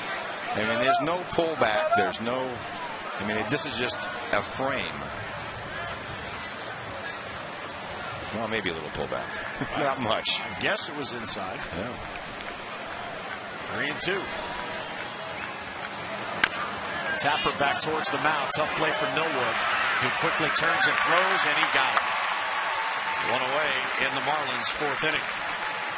Don't forget about 2110 Utah Street, all presented by Home Savings of America and Southwest Airlines. It returns to Oriole Park this Sunday. Birds host the Nats at 1:35, and for one low price, fans get a reserved Utah Street bleacher seat, plus an exclusive 2110 Utah Street t-shirt, and fans can enjoy special promotions, prizes, and more. Space is limited. For your tickets, 888-848-BIRD, or get online at Orioles.com. 2110. And there they are. It's nice when you have your own neighborhood, isn't it? I need a neighborhood. You know, they got a chance to play in that neighborhood for quite some time. Ronnie Paulino, high, 1-0. Florida is one of only 2 teams in the major leagues that does not have a home run from the number 9 spot in the lineup. Since the pitcher bats 9th more times than not in the National League, not surprising to see that the other team is also a National League team, the Nationals. Right. That kind of makes sense. Paulino has 3 home runs on the year, but none coming when he was batting 9th, which he rarely does. Yeah, we haven't had any out of first baseman, but there's been a number of people play first. I mean, it really is. You know, if I'm Wigginton, I'm probably saying, can I move on first? This position just doesn't hit homers. And Ty hasn't hit one in over a month, May 22nd. But not all of that time at first base. There's a bouncer to second base. Lugo waits on the hop. And he'll get it to first and back-to-back ground ball outs. 2 down in the Florida 4th. Millwood allowed 2 runs in the first on 4 hits, 1 run in the second on 2 hits. He allowed a 1-out single in the 3rd, but no runs. And now he retires the first 2 batters, looking for his first 3-up, 3-down inning. And Millwood already at 75. And he certainly would like to cut that back so we can at least ensure getting through 5 innings.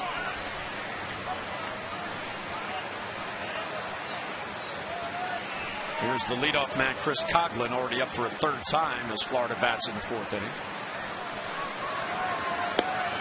Good looking curveball for a strike. Yeah, a little blow with that 5-run inning. Stuff looks a little crisper this time around.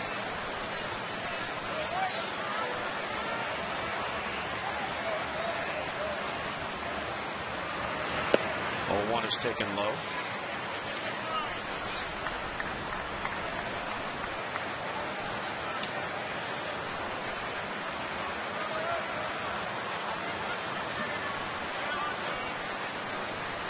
One and 1 to count, 2 outs and nobody on. And a 5-3 Oriole lead.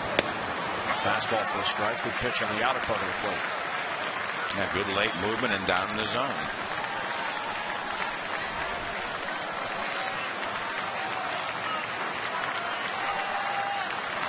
Ball and 2 strikes as Miller tries to get him 3 up and 3 down. That inning after his team got him a lead. Ground ball foul. Pulled wide at first. That's another area that has plagued the Orioles for much of the year, is the pitcher going to the mound after the Orioles score, having a shutdown inning. Yeah, we've seen it in this series. And they're aware of it. You know when you go out there. I think you don't want to go out there in your last inning of work and walk the leadoff man to start the inning. Sometimes that negative, it's just in your head. I can't. And that's when it happens. Another 1-2 pitch to Coghlan. High and away, 2-2. I'm trying to stretch that outside corner. We got 1 pitch out there in this at bat. The veteran savvy of Kevin Millwood, who tonight is pitching in his 399th career game. It is his 391st career start. Backs him off the plate, ball 3. I don't know how far that ball in, but Coghlan certainly had a reaction to it. Well, you get kind almost of like he didn't see it. Yeah. Into a away. Yeah. Then I was, oops. Hey, look at this. The ball really surprised him. Kevin in his 14th season at age 35. And he got him. So he backs him off the plate, then gets him on the next pitch. Another fastball. 3 up, 3 down for the first time. Bottom of the 4th coming up. 5-3 Birds.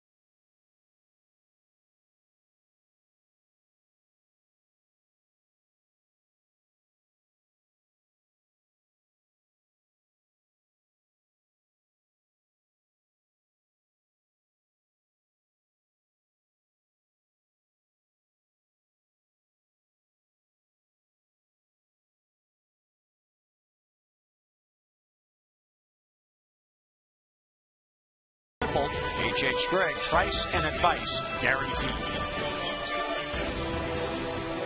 Now there's a fan. Now, that would have to be homemade, right? Some adjustments to it. 2 pins on top. Yeah. Now, were those crab shells?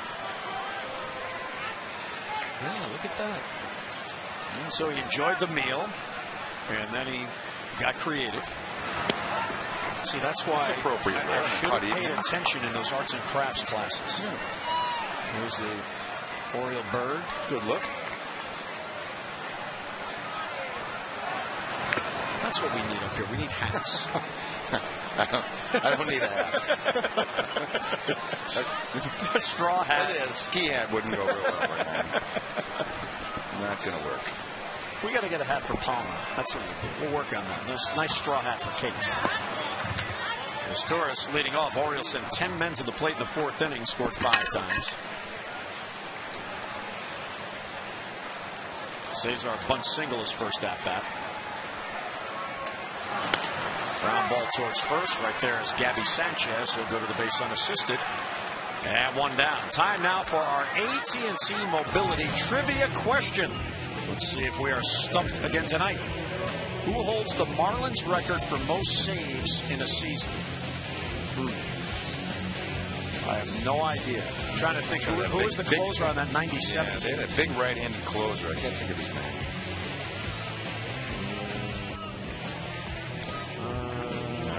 I'm not sure. I'll know it as soon as you put it up. Oh, wait. We got a hint. It's an ex-Oriole. Is it Armando Benitez? Yeah, that's a good. That's the big right-hander you were thinking about? Yeah, that's it. Old Demando. Armando Benitez. Mike Bordick was just talking about him before the game today, and I didn't have him on my mind. There's Lugo to center field, Coghlan on it, 2 men down. Bordy was talking about the 97 team and what a great job Armando did, because Randy Myers, who had the big year closing games that year, never came in unless it was a 9th inning save situation, because Armando was so dominant in the 8th inning. He was excellent that year, and power stuff. So had I paid a little closer attention to Bordick's story, yes, I would have had the answer. You weren't paying attention to Bordick? No, I was just trying to get off the hook for not knowing the answer. Yeah, they didn't have. Again, you talk about a pretty good bullpen they had. Tejada to the hole. There's a base hit. It squeaks on through. So Miguel has a 2-hit game. And for the moment, takes over the team lead in multi-hit games. He now has 26, and the man coming up has 25. Yeah, big smile on Miggy's face. But yeah, you go back, and again, that's a functional bullpen. You have a great closer on the end, and usually the guy in your 8th inning, that's so dominating, and he's the one really getting out of the jams, and then your closer comes on and can have a clean night. But Davey Johnson obviously had that club, and he just loved power arms in the bullpen. I mean, he had Arthur Rhodes and T.J. Matthews had a power arm on that bullpen. Alan Mills, power fastball, slider. I mean, they even had Jesse Orozco, who was a former closer, that would come in and get the tough lefties out. Right. I mean, that's what's so hard is really, sometimes you can construct the starting staff much easier than you can a bullpen, because a lot of times if a guy has a great year, next year he's not going to have a great year. Because he had a great year, they overused him, or he pitched more often than he should have, and, he's riding the great year, and that's why you see relievers sort of have the roller coaster ride of careers.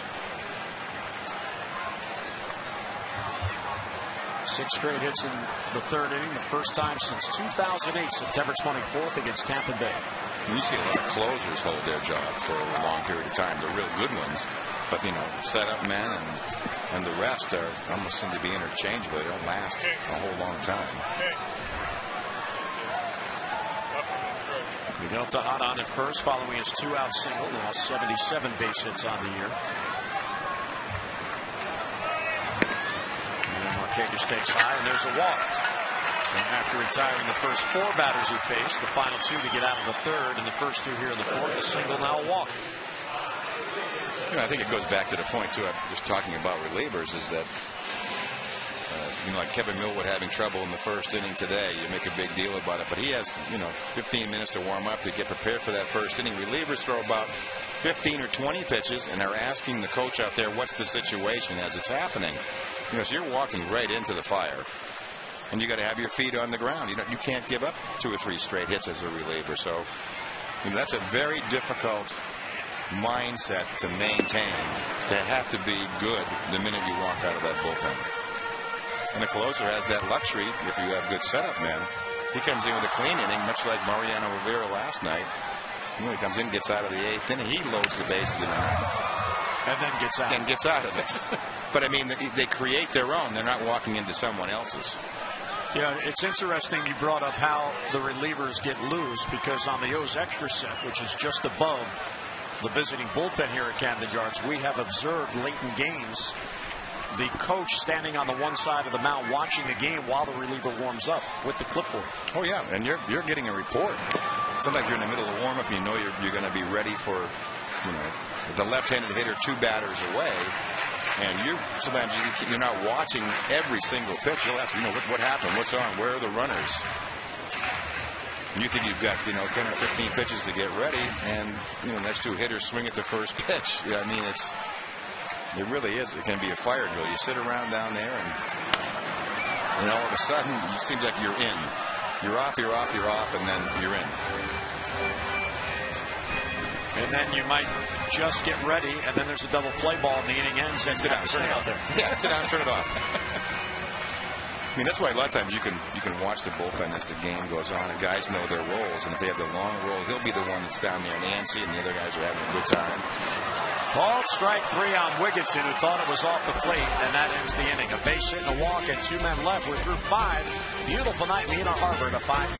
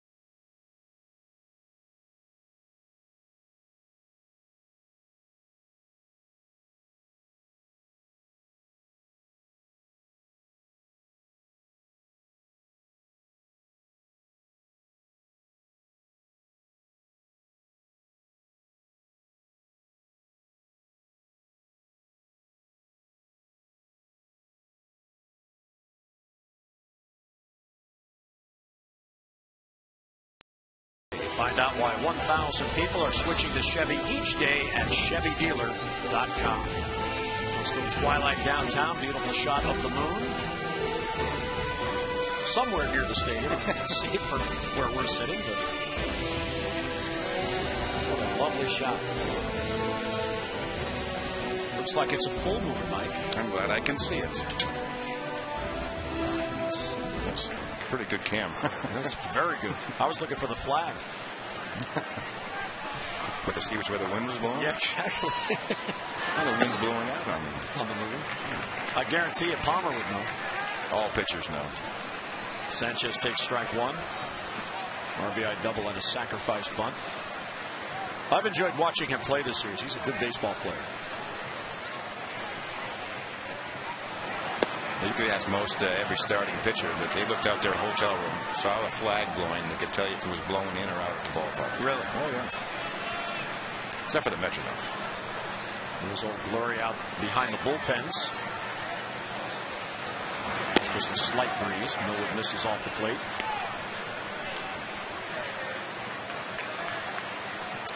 The hotel where the Orioles stay in Boston, you could actually see Fenway Park from the hotel room, so you could just look out and go. So you could tell when you left your light on in your room. Yes. You forgot to turn it off. 2-1 is fouled back. You know, and in these days, Mike, you need to conserve energy. Absolutely. Sanchez, Ramirez, Cantu in the 5th. Jake Fox talking with the Crow. The Crow learning his new hitter.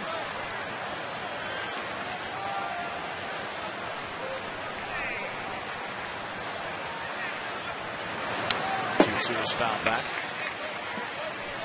It was interesting today while the Orioles were finishing up their fielding practice because Jeff Datz and the Crow weren't involved, and the Crow looked like he didn't know what to do with himself because all of his hitters were on the field doing something else, and so he was sitting on the bench with Jeff Datz just talking, waiting for batting practice to start.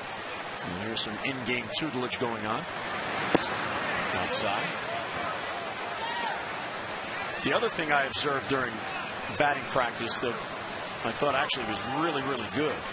Brian Mattis had a tough night last night. Gave up the 6 earned runs. And the entire time the Orioles were hitting, Rick Kranitz sat with Brian Mattis in the bullpen.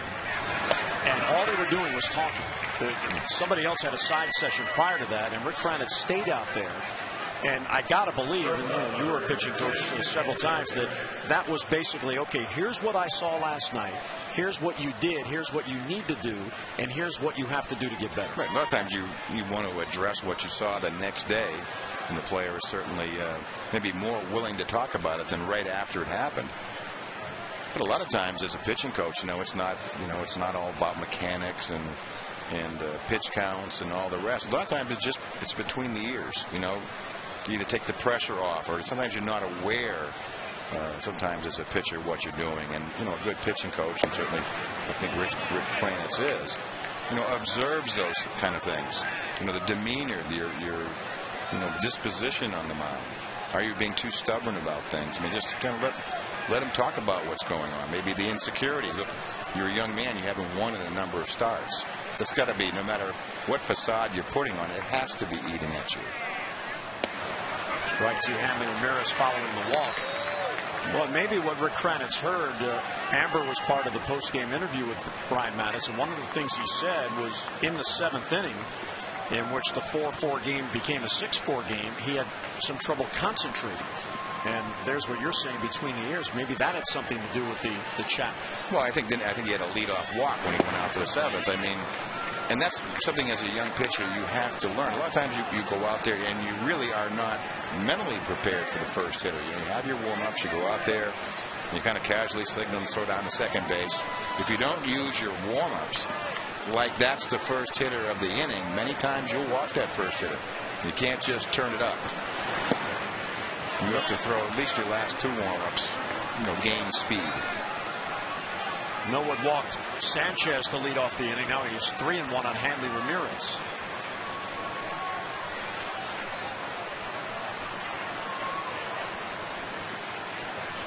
The Marlins are trying to win and sweep this series to get back to 500. They're a game under. And there's back-to-back walks. Yeah, and the pitch count really starting to mount. Those early couple of innings really has taken its toll on Millwood. Here's our Chili's game flow. Chili's, it's all in the preparation. Well, the game flow of this game was the Marlins getting a quick 3-0 lead through 2 innings, and the Orioles having 1 base runner through 2 innings. But then, in the bottom of the 3rd inning, the Orioles sent 10 men to the plate, scored 5 runs on 7 hits. They have a 5-3 lead. Rick Kranitz out for a chat with Millwood, and there's Jason Birkin getting loose. And there's the clipboard with Alan Dunn you were talking about. Oh, yeah. Get in the situation, they want to know who's coming up. And there's a good view of what you were talking about. Alan Dunn facing the field. Right. And a dangerous hitter up here in this spot, Jorge Cantu, who stands at the plate representing the go-ahead run. 2 on, none out on back-to-back walks. The first 2 walks allowed in this game by Millwood.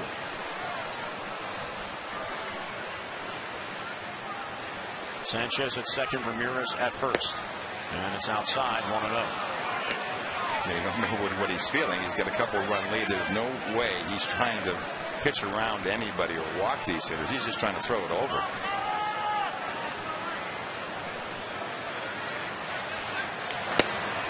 Misses again, ball 2. So trying to get that outside corner, and he's just missing. Reach back for a little extra there. Most of the game was pitched at 88, threw that 93. That was one of those here, hit it, I'm throwing a strike, and missed. There's a strike. It's got to be agonizing for Juan Samuel. We just saw him there sitting next to Rick Kranitz. Millwood needs to get through this inning to qualify for a win, but Samuel has to worry about the bigger picture, which is how does the team win this game? Oh, sure. Yeah. But I mean, it is just the 5th inning. Again misses, ball 3. And now it just seems like he's quickened the pace and sort of lost his release point. And again, you're in the heart of this order. Well, the home run hitters club here. Ramirez, Cantu, and Ugliff. 3, 4, and 5. 3-1 to Cantu. Swinging a liner to left. It hangs up for Luke Scott, who backs up on it and has it for the out. Not very good base running there by the Florida Marlins, as both expected that ball to fall in and both were on their way. So neither able to tag, even though Luke was backing up as he caught that ball. Yeah, it looked better off the bat than it actually was. The ball just kind of faded. A little bit in on his hands. So there's one down, and Samuel looking on anxiously. Here's Dan Uggla, another dangerous hitter. A couple of singles in this game and an RBI. Yeah, Millwood won't be leaving this game anytime soon, unless the score gets tied up again. Then it may happen. It's just really veteran respect.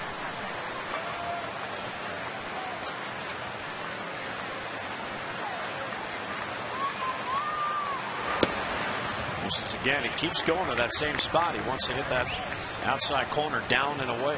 Well, we talked about, terrific pull hitters. Most of the Marlins are. That's the pitch that can defeat that. You get a lot of miss hits, or they go out and try to hook it. We see what just happened with Cantu. The 1-0 swung through. Now there's your classic home run hitter approach. Pitcher's wild. He needs a strike. He's coming in with a fastball, and I'm going to hack. Oh yeah, guessing fastball and let it go. I'm up in the count, and that really is the helicopter. The one-arm swing go right over the top of his head. In the dirt, nice block by Tatum, who's been active tonight. That Millwood just has been on the ropes with his command, fighting it since really the first pitch of the game. Tatum does a real nice job when you consider how infrequently he does get a start behind the plate of staying sharp.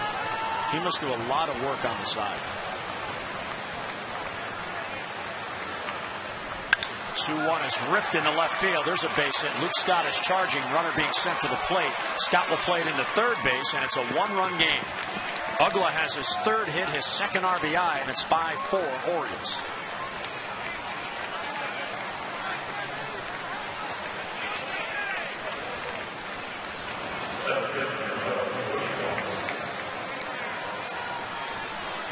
Take a look at another high fastball. Look at that's the pitch that's got him in trouble. See that one-handed helicopter swing by Uggla. Millwood still has the lead. It's down to a run, and Hanley Ramirez out at second base represents that tying run. Uggla now at first, the go-ahead run.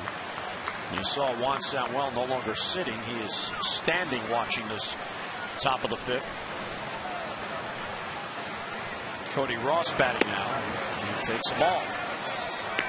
Yeah, just continually falls behind. That'll give Samuel to pace a little bit and try to relax and sit back and say, look, I'm going to give the veteran at least one more hitter.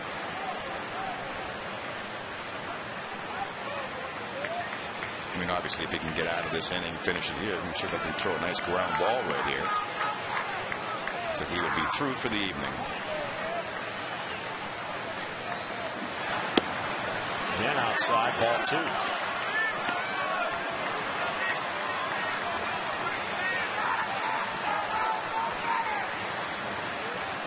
The conversation continues between the manager and the pitching coach.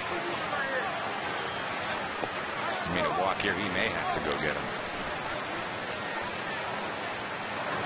There's the strike, 2-1. Cody Ross appeared to be taking all the way. Yeah, the Marlins have been kind of quietly aggressive. It just seems like they've hit in favorable counts, which means they're just not cutting and slashing at everything. And they got the pitch count up to 106. Just off the plate. Kerwin Danley doesn't like that pitch, and Millwood keeps throwing it. Persistent. Trying to win him over. Trying to be persistent. If I throw it on that corner enough, will you give it to me? But that's the thing. You can't just give in and say, okay, I got to throw it down the middle. That's not going to work either. And Millwood experienced enough to not give in to that. There's a tapper straight down at the plate. Let's check in with Amber. Well, Jim, you mentioned earlier that Craig Tatum has had a busy night behind the plate and he must get some extra work in. Well, he does. Just yesterday he was out early before batting practice with bench coach Jeff Datz, and Datz was throwing balls in the dirt at him. He was practicing blocking those balls in the dirt. Then he was also taking some throws to second base to practice some pickoffs and some steals. And he's told me that he does that because he knows he made this team based on his defense. And when he fills in for Matt Wieters, he's expected to play good defense behind the plate, and that helps him stay fresh fresh so that when he gets behind the plate, very rarely he feels like it's natural. Kim? All right, Amber, so there's the answer. Jeff Dax, a former catcher, does the catching coaching, if you will, here, and that's good. And that's a very good point that certainly Amber makes, that, you know, the player, sometimes it's harder to be an irregular player, not the regular on the field. You know, because, you know, you got to take extra batting practice if you're a fielder. You got to take extra ground balls because you're not getting them during the game. And certainly for a catcher, I'm sure he's down the bullpen catching the pitchers to stay, you know, contemporary with him. 3-2 is hit to right, chasing Markakis back. Nick has it for the out. Hanley Ramirez tagging, trying for third, and he'll make it back to first. Goes Dan Ugla. So Millwood has the second out, so he's 1 out away from holding the lead and qualifying for a win. But this is sometimes the difference is going to be one batter. There's going to be a difference between, you know, winning or not even qualifying for a win.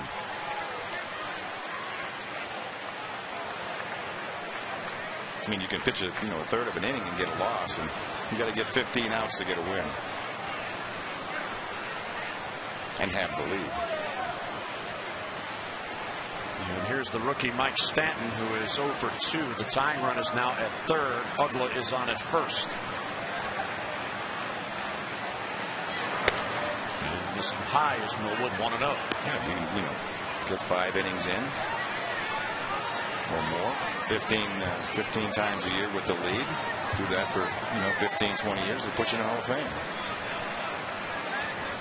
Millwood has 156 big league wins. There's a strike. Came on the inside corner. You know, that outside thing, that's not working so well. Let's see if we can get one on the inner part of the plate. And that's also what they say, hitters, they hit 300, you fail 7 out of 10 times. With starting pitchers, if you win half your games, you're probably had one hell of a career. Hanger pulled deep and foul. Wow, did he get that along?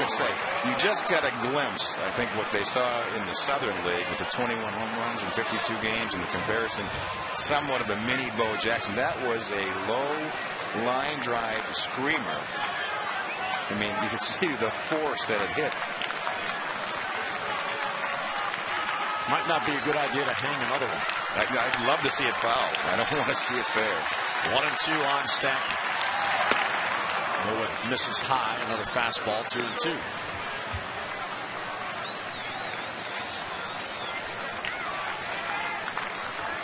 Been a lot of hard work coming down to one more tough out to get. And the pitch count is such, this will be his last inning. The 2-2 pitch is just outside ball 3.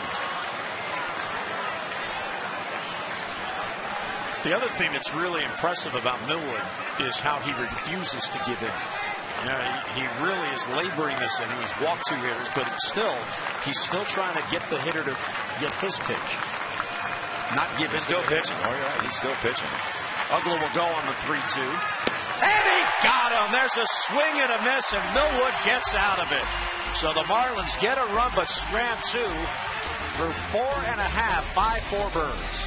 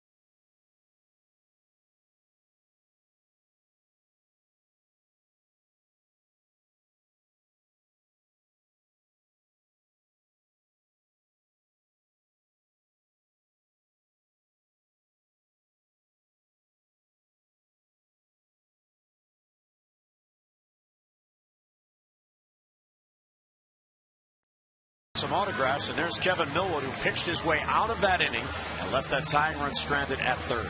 Yeah, he really did.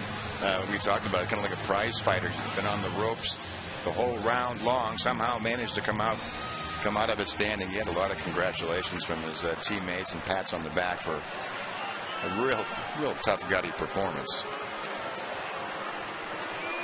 So the Orioles now will try to get insurance, those add-on runs. Luke Scott leads off. Sanabia stays in and gets ahead with a strike. Sanabia, on relief of Robertson, has quieted things down. He did allow 2 base runners in the 4th, a single and a walk, but no runs. Down and in, 1-1 the count.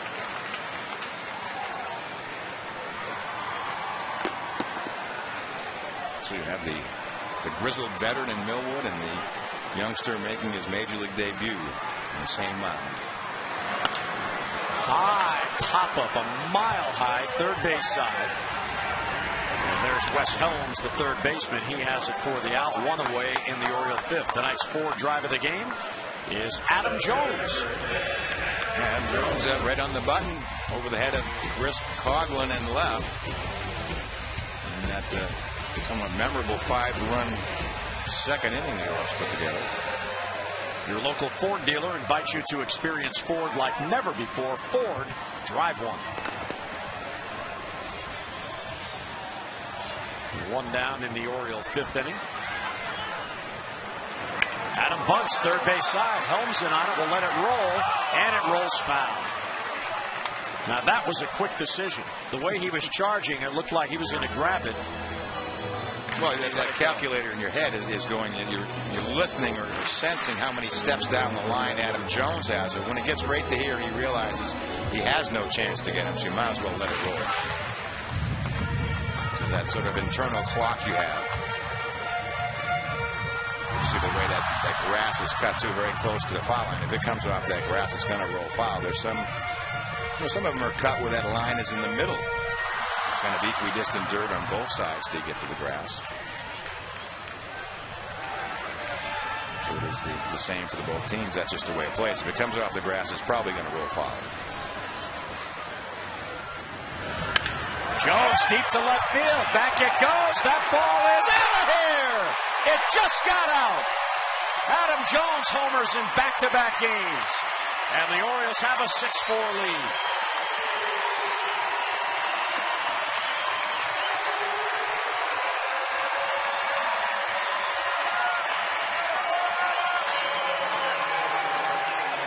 Take a look at the 0-1 pitch. Breaking ball in the middle of the plate. And right on the button. The one thing I think that Adam Jones did really well in that at-bat was he didn't waste the at-bat. When he went for the bunt base hit, it really is the cardinal rule. You either put it on the line and it's a sure base hit or it's foul. And you save the at-bat. And by him trying to make the perfect bunt, not just bunt, enabled him to have another swing and have a chance at a homer. Jake Fox batting now. Fouls it off his foot. Jake is 0 for 2, and he has struck out each time. It's the 3rd time this year that Adam Jones has homered in back-to-back games. He did it April 3rd, 23rd, and 24th at Fenway against the Red Sox. There's a bouncer towards the hole. Hanley Ramirez, long throw across, will not be in time. And Jake Fox has his first Oriole hit.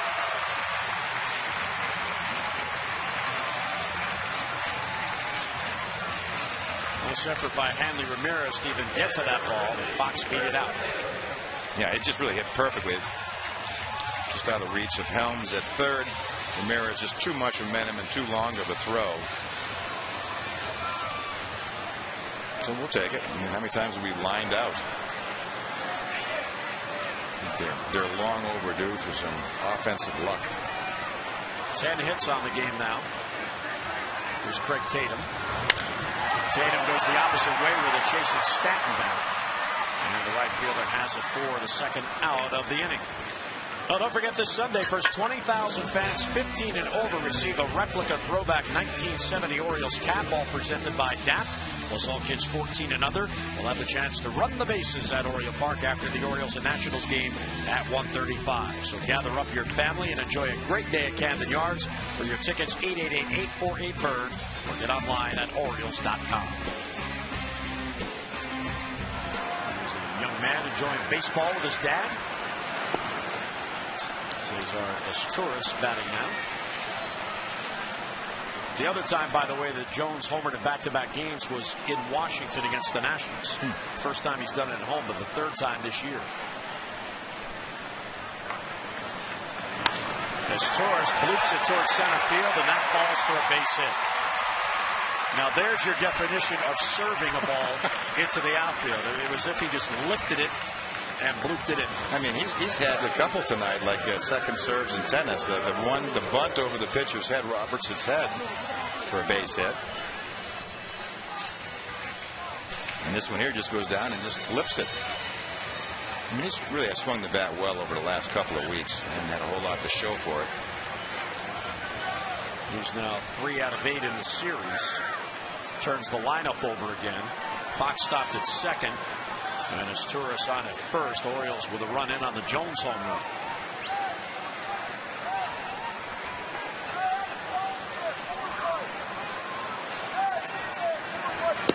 Oh, good slider. 0-1. Julio has 30 base hits, 29 of those singles. Finally got his first extra base hit in San Diego.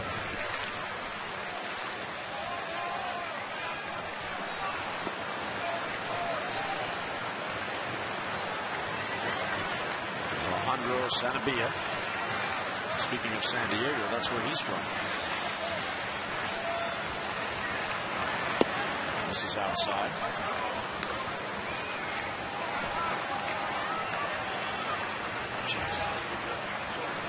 He was drafted in 2006 in the 32nd round. Wow. But again, this is the type of thing, you certainly can have some empathy for a player making his major league debut, but the reason he's in the game is that the Marlins are losing. James Hauser's another one just called to the big leagues. I think he too is going to be making his major league debut. So if the Marlins were winning, you would not be seeing, I don't want to say the bad side of the bullpen, but the less experienced side of the bullpen.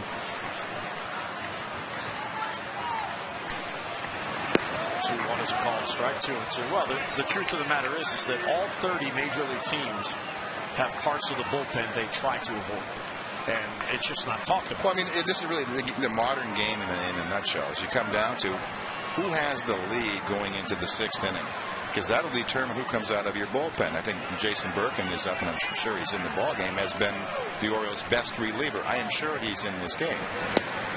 Now, if we were down 2, I'm not sure he'd be in. Right. And Birkin is still waiting. He was getting loose as Noah got out of that jam in the 5th. I mean, managers will surely expose who their best relievers are by the game situation. Full count on Lugo, so Fox and Esturas will be off with the pitch. Here's the 3-2, and he got him. So Lugo down on strikes. That ends the inning, but the Orioles get a run as Adam Jones, for a second consecutive game, hits it out. A liner that carried his 11th home run has given the Orioles a 6-4 lead.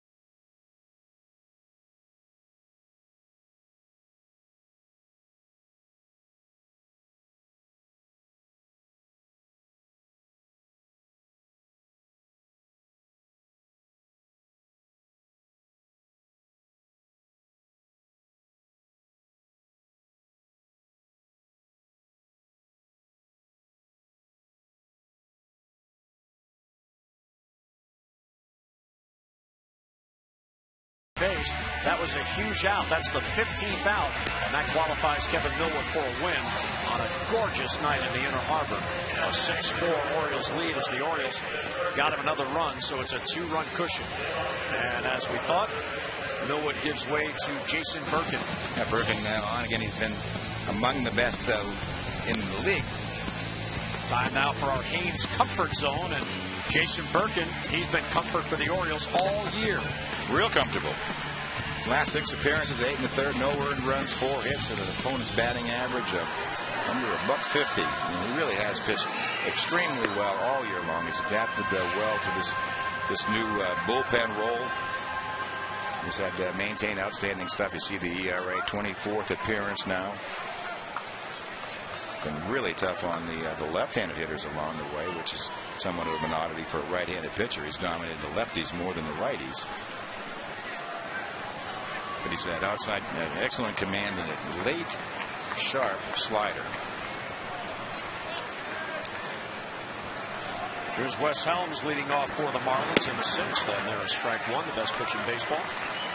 And that's what he's done well. Let's take a look at the Marlins box score tonight. Top of the order doing some damage. Chris Coughlin, a double and a run RBI double by Gabby Sanchez, who has had a real hot series for the Marlins.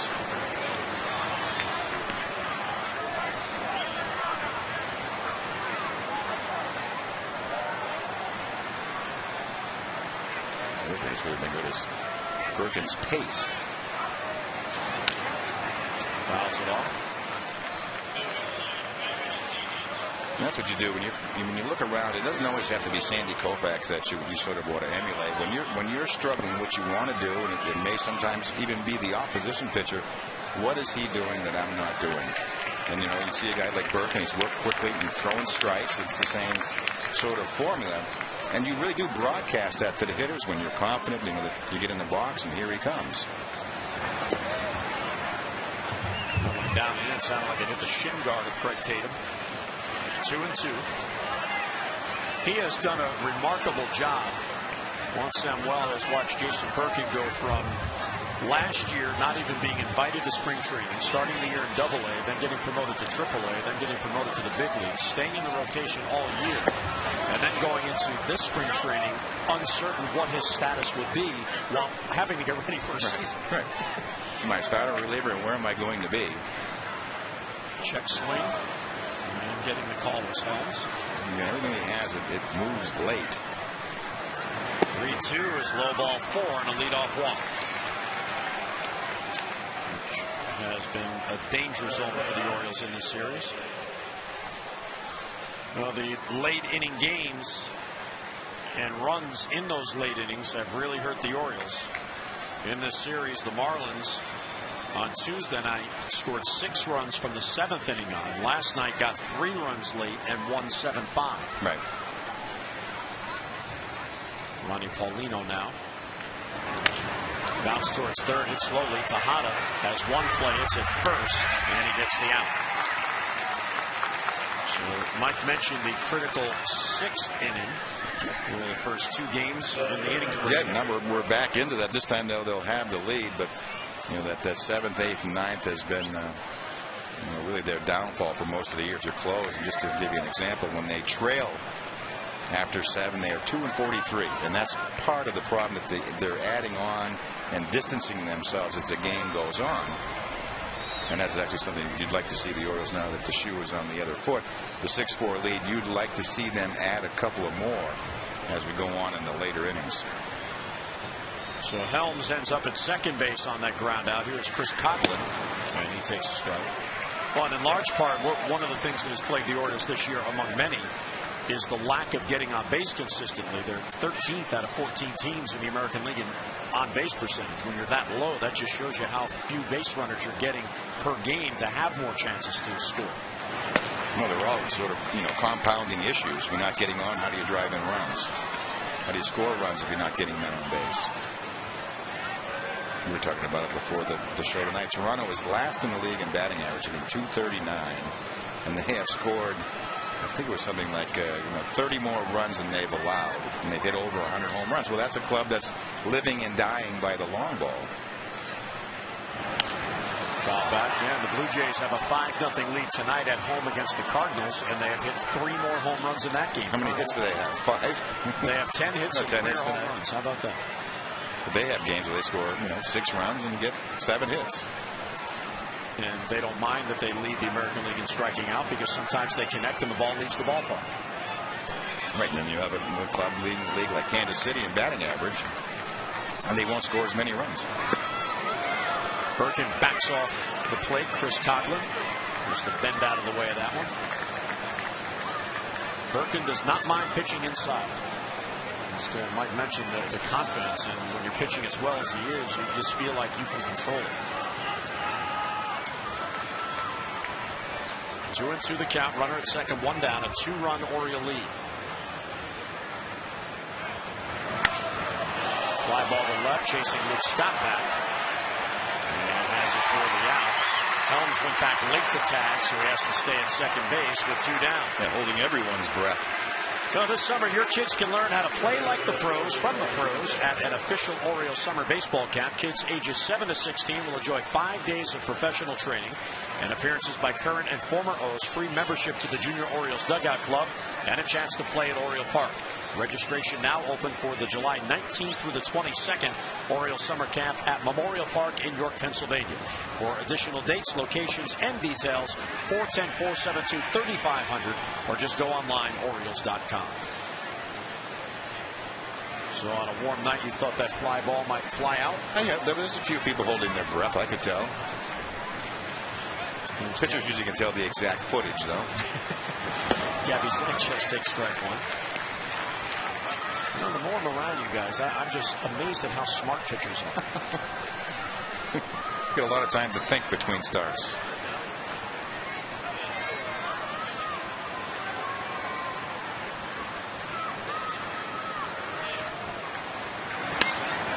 Hit towards the hole. Diving stop by Torres. He gets up and throws. Won't get him. But he saved a run. Excellent umpiring by Dana DeMute, the third base umpire, immediately signaled that that ball was trapped. And Torres immediately got up and tried to get his man. Yeah, he's shaking. He said he thinks he should have finished off this play, but this is an outstanding backhander. Just got under it a little bit. I'm not sure it would have been able to be quick enough to get him. So Helms making the turn and looking just to see where that ball would end up. Well, for sure he saved a run.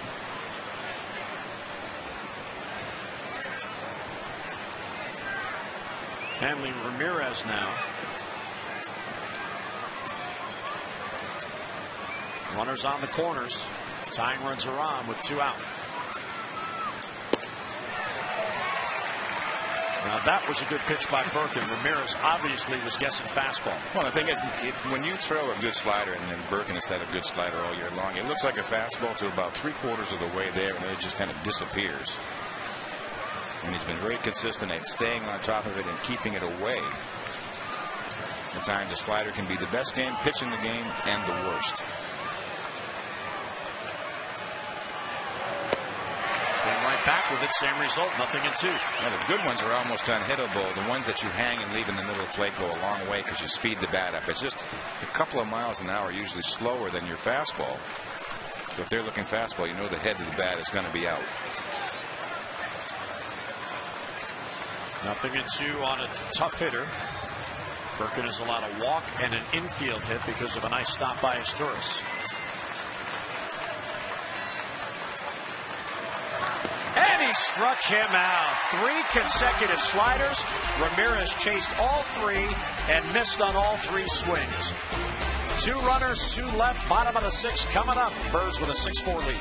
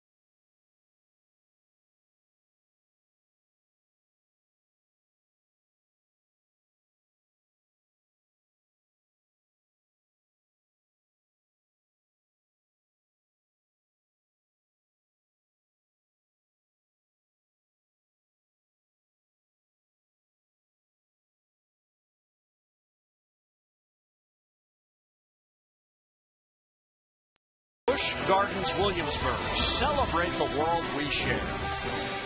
What a lovely night downtown on Adam Jones bobblehead night. Adam going back to the wall to make the catch. And he hit one over that wall tonight for a home run. It's 11th on the year. It's a good omen.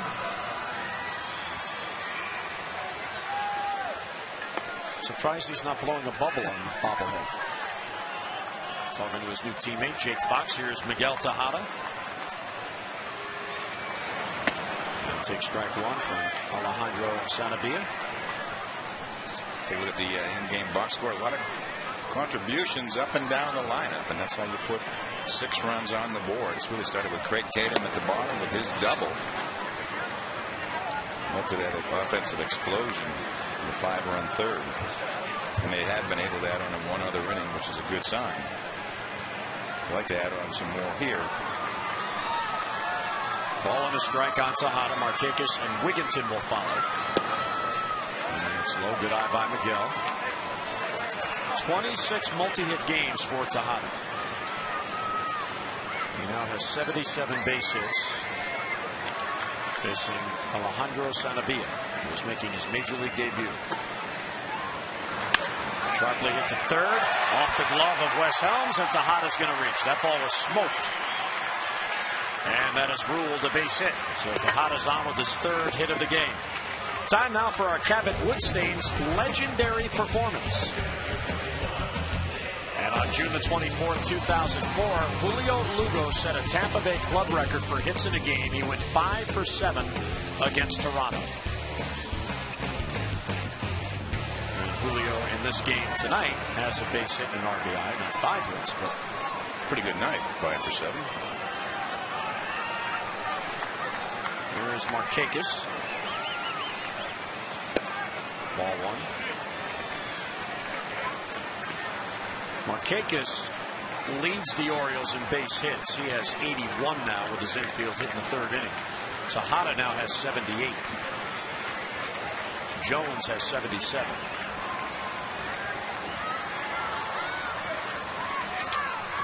I was looking at the direction of Nick's base hits on the year. He has 25 to left and 21 to right. So more base hits to the opposite field.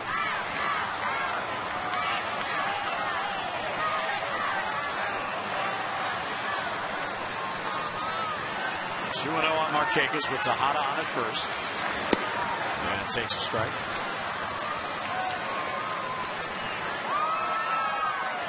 The Orioles in this game now have 12 base hits, 2 doubles, a home run, and 9 singles. And 7 of the hits came in the 3rd inning. Inside ball 3.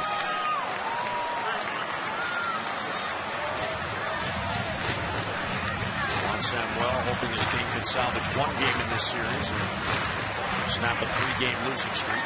Yeah, what he wants to see here is, again, to add on some more runs to this total. They have 6 runs on the board. Let's add on a couple and make it easier.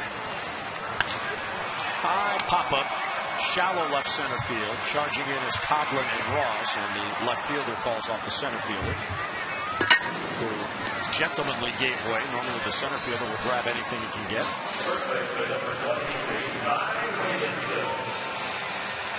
His aggressive 3-1 swing. Ball got in on just a little bit. And that was a spot I think Nick was trying to pick his spot to turn on one.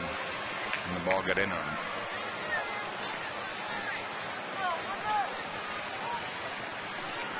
Here is Ty Wigginton batting now with Tejada at first and 1 down.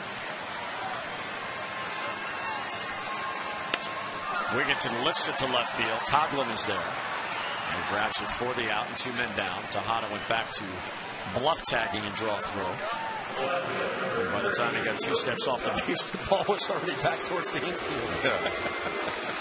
I love watching Tejada play. So here's another pitching change as the interim manager Edwin Rodriguez comes out. And Alejandro Sanabia fares very, very well in his big league debut. And we're about to get the left-hander James Hauser coming on for his big league debut in the 6th.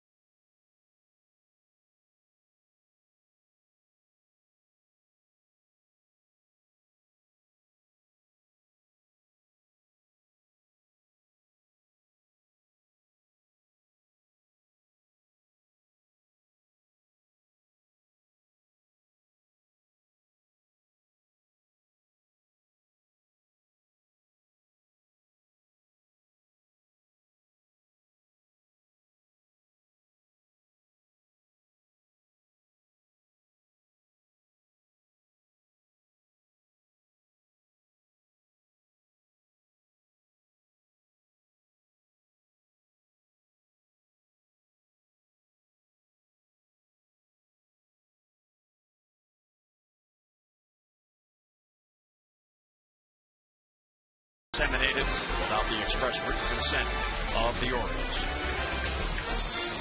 And here is James Hauser, left-hander, just called up from the minor league. Yeah, you see his numbers at the AAA. It was 11 games, no record out of the bullpen, 3.25, 2.6 ERA, one save along the way. He was the second-round pick of the Tampa Bay Rays back in 2003 out of Sarasota High School in Florida. Career minor league record of 35 and 29 with a 3.85 ERA. He's made a few starts along the way, so it's taken him a while, but he's here. And there he is in the minor league section of their media guide. I believe the Marlins are searching, scouring the organization for a successful reliever. We talked about it a lot yesterday. Their starters are 30 and 23. The relievers are 5 and 13. The other thing that probably cost the manager his job. Last year in one-run games they were 30 and 20. This year in one-run games 7 and 13. Worst in the National League. So take those off the win column, put them in the loss column, and somebody can lose a job. Here's Luke Scott to face Hauser. High fly ball to center field, chasing Cody Ross. Back it goes, and it's over his head, and it bounces against the wall. Tejada's flying to third. He's being sent by Alexson, and he will score. There's an RBI double for Luke Scott and a huge add-on run. The Birds now lead by 3.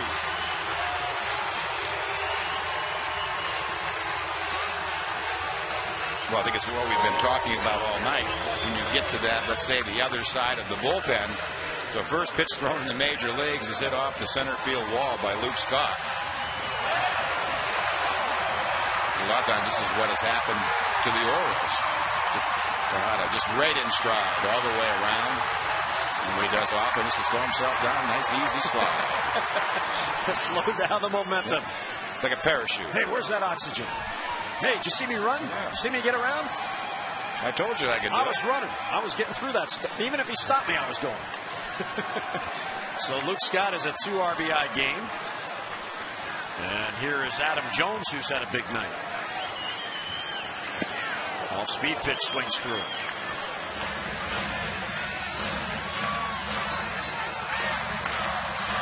Adam has 2 hits, an RBI double, and a solo homer. Third time this year now he has homered in back-to-back games. He also, Mike, has now 5 consecutive multi-hit games. His 5-game hitting streak, each game has been a multi-hit effort. That is real consistency. He's clearly heating up and staying consistent. There's a home run. And it's the thing, the pitch that can get him out is also the pitch that he can drive. When you throw that slider off the outside part of the plate, and it's a ball or it's down, he'll chase it. But when he lays off it, you try to throw that slider and throw it over the middle of the plate, he'll hit it a long way. So again, I think it goes back to saying sometimes that slider can be the best pitch in the game and can be the worst. And he is 10 for his last 19. That's how hot he is.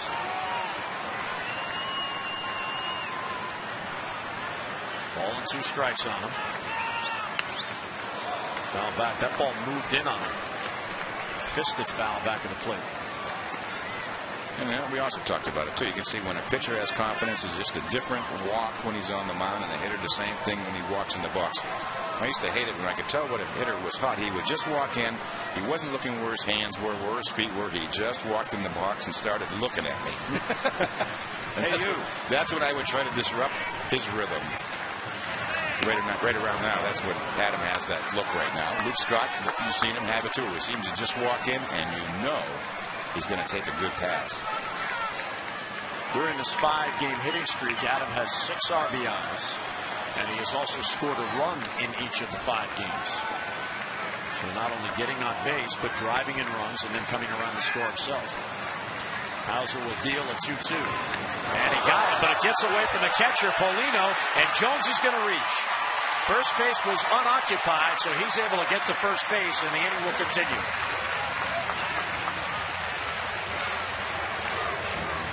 So on the first major league strikeout of Hauser, he does not record an out. He's going to have to explain his first major league strikeout to the grandkids, I guess. Well, I struck out Adam Jones, but you can run the first if it's not occupied. That's when you're hot. You strike out and you still get on. Jim Henneman rules pass ball to allow Jones to reach, not a wild pitch.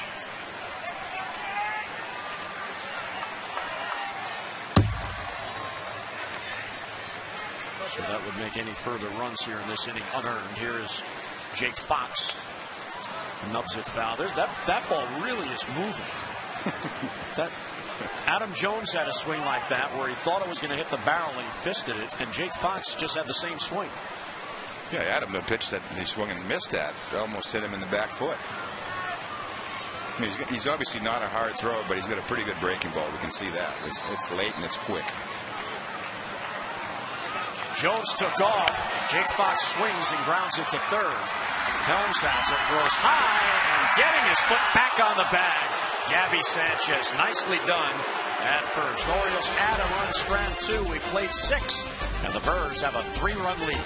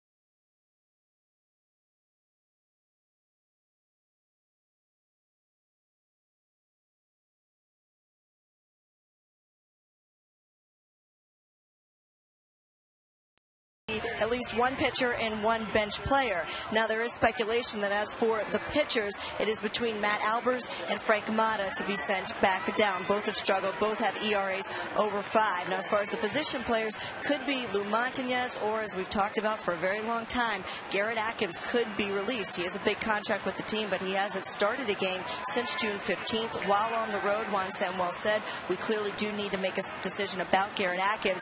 Either way, whichever one does not get cut or sent down, when Felix Pie is activated, we could see the other one sent down or cut. So a lot of movement here expected in the next couple of days, Jim. And Amber, last we looked, Pie had 2 hits tonight and an RBI. He's playing his first game for the Keys. Made it out in his first at-bat, but it's back-to-back hits, including a double. So he wants to make that rehab as short as possible now that he's with the Frederick Keys. And Koji Uehara earlier today working on the game mound, not on the bullpen mound, a simulated game, if you will. Right. And Juan Samuel certainly saying he liked what he saw out of Koji today. Just to get the feel of the Camden Yards mound once again. Ground ball towards third. Tejada gloves, throws high and off the glove of Wigginton. And that's an error on Miguel Tejada.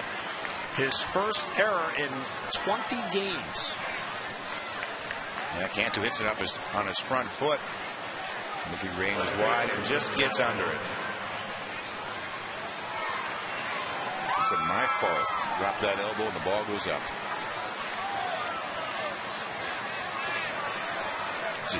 He's even telling himself, get your arm up. Don't be throwing sidearm. Corey Patterson is now in the game in left field, takes over for Luke Scott. So a defensive change by Juan Samuel. And here's Dan Ugler. Pitching there by Birkin for a strike. Birkin on for his second inning. He allowed a hit and a walk in the 6th with no runs.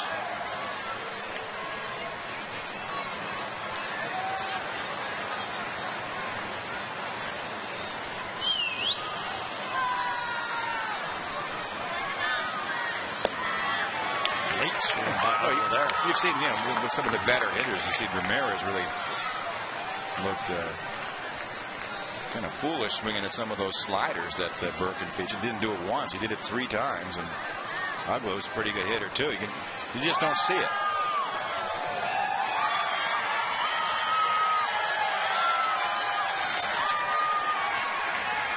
0-2 is in the dirt. Tried to get him to chase, and Ugler would not. Another nice scoop there by the catcher, Craig Tatum. Well, that's the thing with Birkin moving to the bullpen. He's been a starter his whole career. You can't throw 5 sliders to every hitter when you're starting pitching. You'll burn out. You just can't last. So by going to the bullpen, he knows he's going to be pitching, maybe 2, maybe 3 innings would be tops. He can throw a lot more of those sliders than when he was a starter. And on a team that has consistent hitting, a pitcher in a role like Birkin is in can win a lot of games, because quite often you'll come into a game, maybe your team is trailing, maybe it's tied, you hold the other team down, and before you know it, your hitters get you the lead. Yeah, shut them down for a couple of innings and get a run, and a lot of relievers have been big winners. That last playoff team the Orioles had in '97, Arthur Rhodes won 10 games that year out of the bullpen. I remember that one year with the Blue Jays, Mark Eichhorn would later pitch.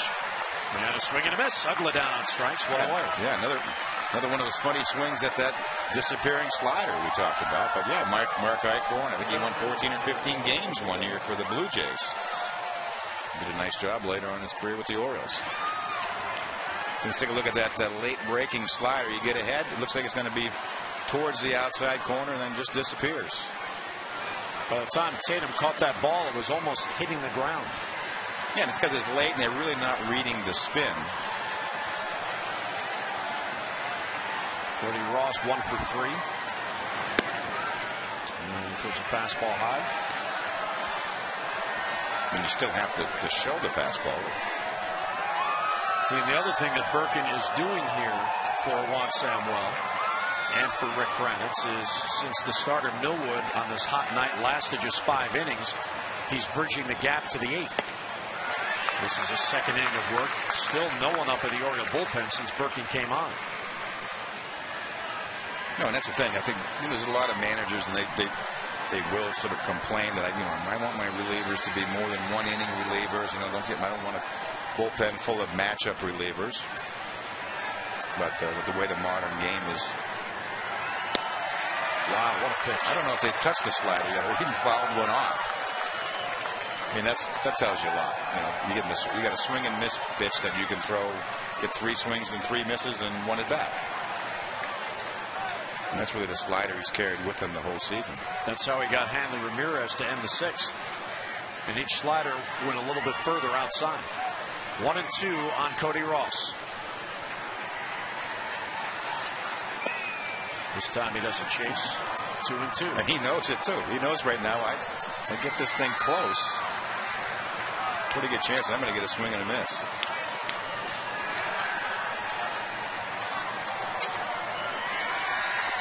There's Jorge Cantu on at first base, being held by Ty Wigginton.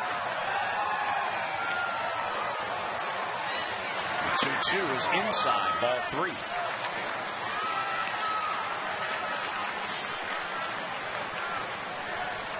That's the other thing. It looks like he's a soft sort of throwing with a good slider. His fastball is 93. He's thrown one tonight, 95. So he just has that sneak. He's got good arm action, good arm speed. Talk about bat speed with a hitter. 3-2 pitch. He got him. Another slider. Cody Ross down on strikes. That is 3rd strikeout for Jason Birkin. Again, he knows if he gets it close, and he can even throw it for a strike, but just low and away. So the 2nd out in the inning.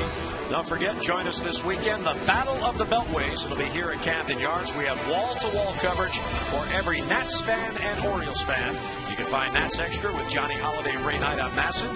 O's Extra with Tom Davis and Rick Dempsey on MASN 2 HD. Game coverage on MASN HD all weekend long as the Nats come to town.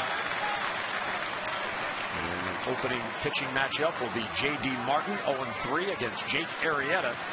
We'll see how he rebounds from his first big league loss.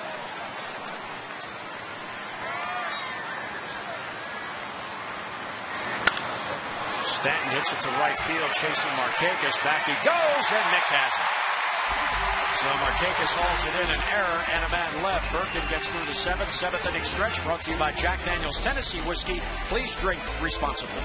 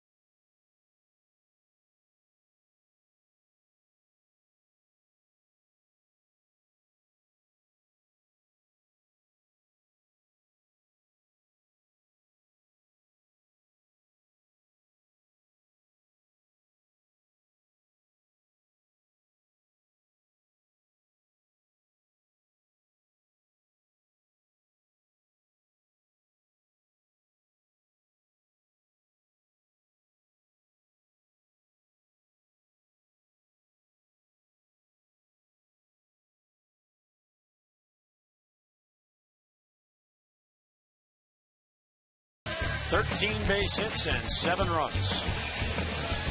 Orioles will come up here in the 7th.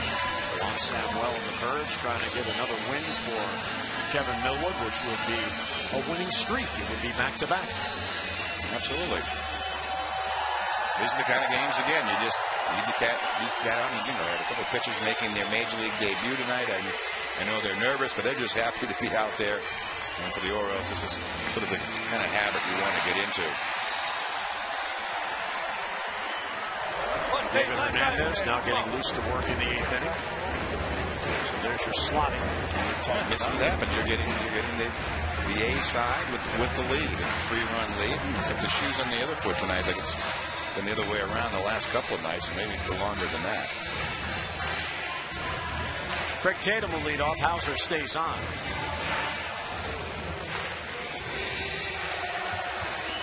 Tatum's had a nice night. He's done a very good job behind the plate. He has a double and a run scored. His first extra base hit of the year.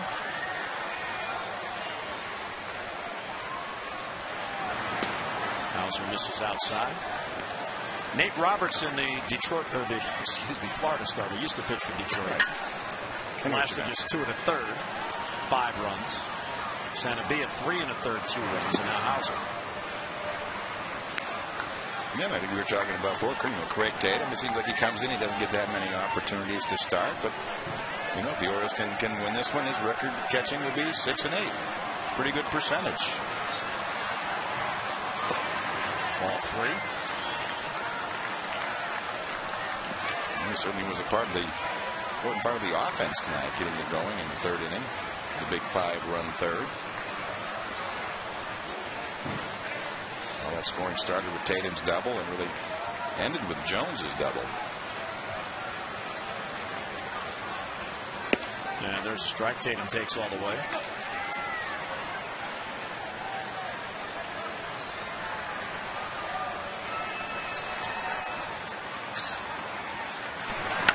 And ripped to center field. There's a base hit for Tatum. Well, Tatum has his 3rd multi-hit game.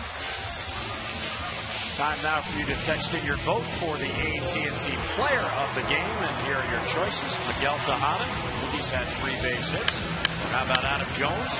Home run for an RBI, a double for an RBI. Or how about Luke Scott? RBI double and a sac fly. So 3 very deserving choices tonight. A, B, or C to 51862.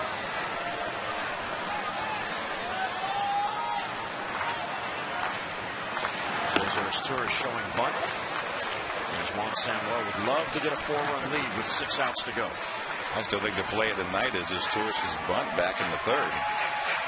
Caught everybody off guard. See, he ought to do that again here with Helms charging. He was blooping over his head. If he could do it again right here, I'd say it wasn't an accident the first time.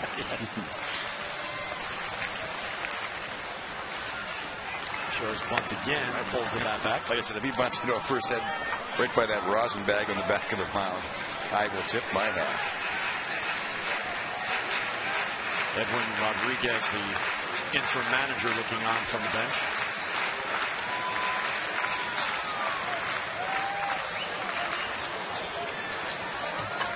Let's see if Juan Samuel changes here on 2-0. He does, puts on the hit and run, and it's fouled off. Tatum took off.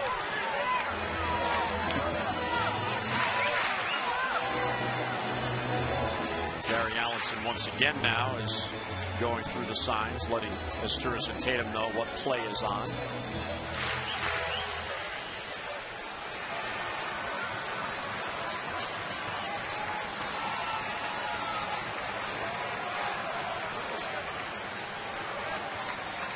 Shows bunt again, and he does get it down, and it's a good one. The catcher Paulino takes charge and gets it to first, with Ugla over there covering. So the sacrifice, that'll be 2-4, and Tatum gets in the scoring position. Doing his job. He played terrific in the field. He's handled the bat well tonight. Everybody chipping in their part. His 4th sacrifice on the year.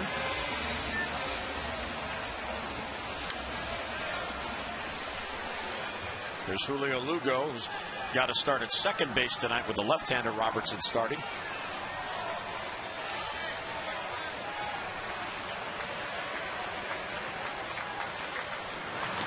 Lugo was going to bunt for a base hit, and the ball hit him. I think when it called a strike, I think. He pulled the bat back. The manager's going to come out, Edwin Rodriguez, and argue, but he pulled the bat back.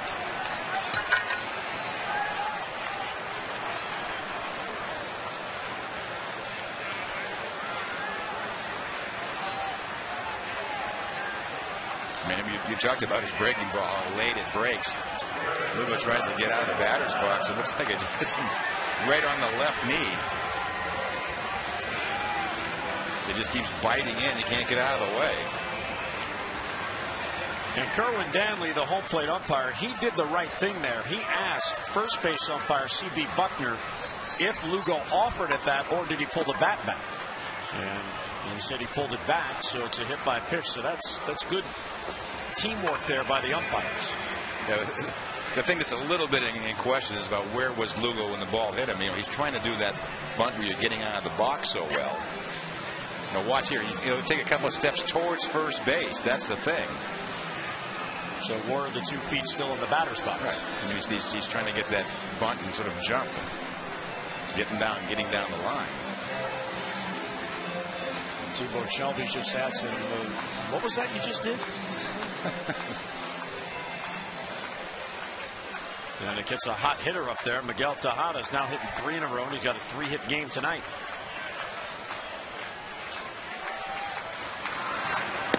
Curveball's in there. Yeah, late.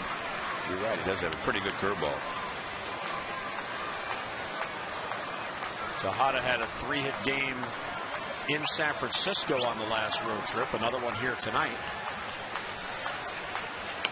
Curveball's pop foul.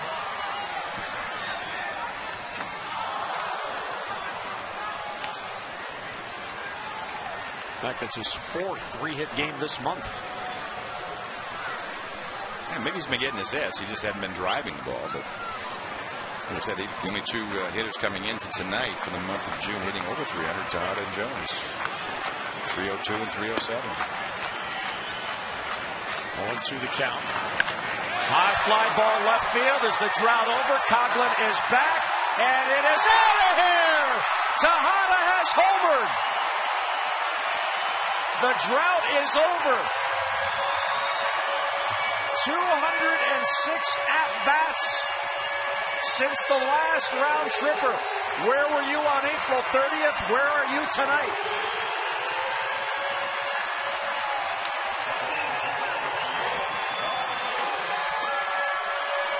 Well, it's been a long time coming. Miggy pulls those hands in. Seen him do it many times. Just hadn't seen him do it in a while. Just having a terrific offensive evening. Pulling that call and hadn't had an RBI in quite some time. A home run and even longer. And again, this is just textbook to what we were talking about all evening long. Having the lead going in, getting the other side of the bullpen, and adding on. So it's a 4 RBI night for Miguel. He had a 4 RBI game in the home opener in a game the Orioles lost. And a 4 RBI game here tonight.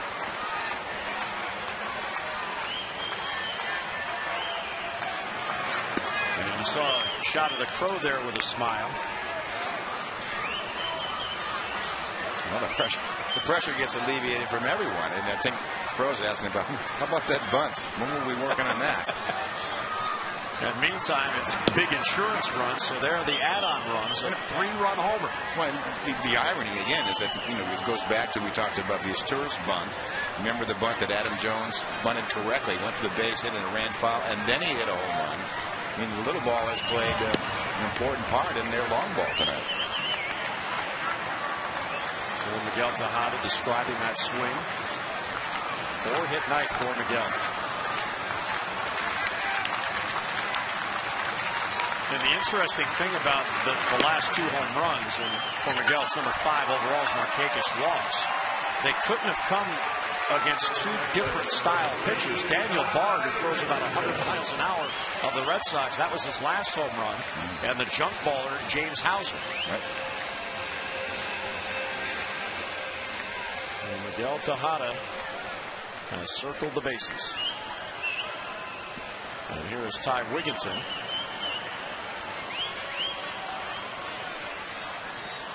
So now with Tejada getting that streak out of the way, Markakis now has the longest home run drought. Oh, you had to bring it up. Well, he just walked. Kidding. I'm just reporting the news here, partner. I got you. Ground ball to third. Helms will go to second to 1. Back to first. And there's a double play. As a nice stretch by Gabby Sanchez kept his toe on there And the inning ends on the 5-4-3. Well, Miguel Tejada hits it out his 5th, his first home run since April.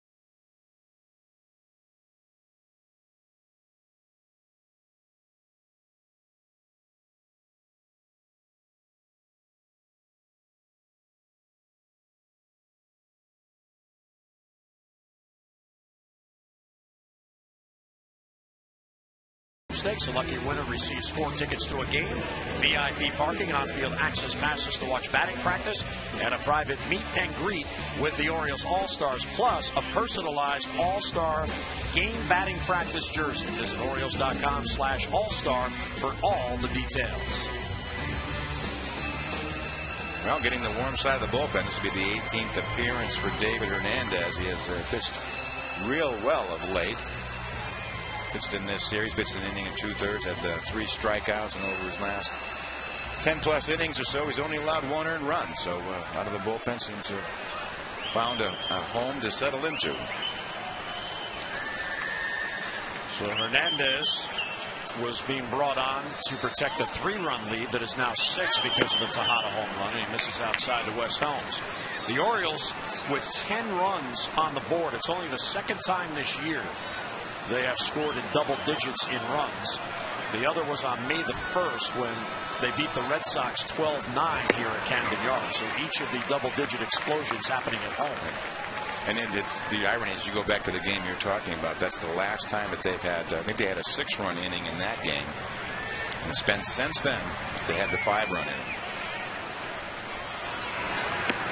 That ball's high. And that's the amazing thing about the game of baseball. Remember, we were back in the 5th inning.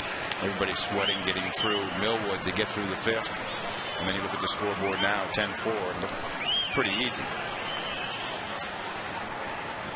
Yeah, you're right. It was a 6-run 5th inning. And that game swung out and missed 2-2.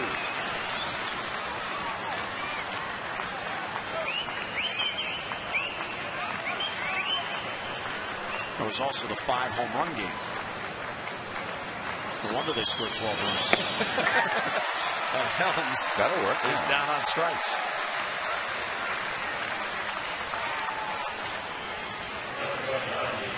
So we look at this last pitch from David Hernandez, 2-2 pitch. And high right and fastball. Helms unable to catch up with it. In that game, Wigginton hit 2 home runs. Markakis, Wieters, and Scott also homered. That'll work.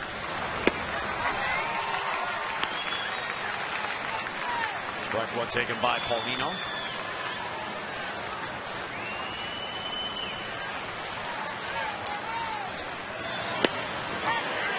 Strike 2 taken. Again, with that 6-run lead, the only job really right now is to pepper that strike zone with good stuff. Juan Samuel likes what he sees.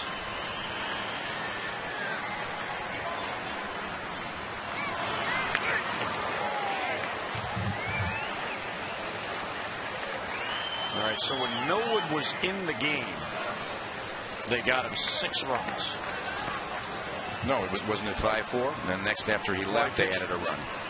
Well, he technically was still in the game until the top of the 6th, right? Right. All right, so that's 6-4. No, you're right. I know what you're saying.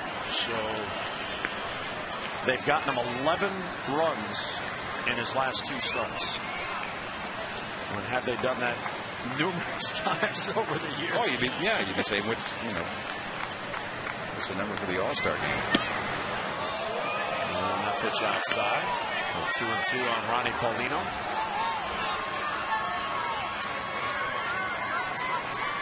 Paulino is 1 out of 3 with a double and a run scored. I believe that hit his bat.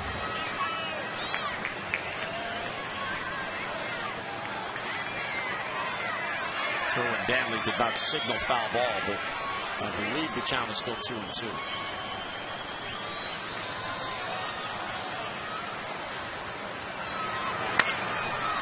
Fouls it off.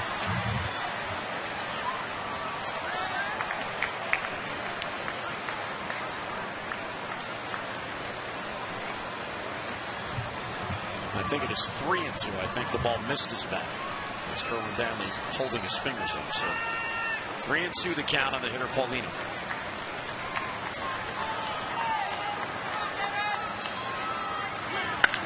Center field and hit well. Long run for Adam Jones, and he runs it down for the out.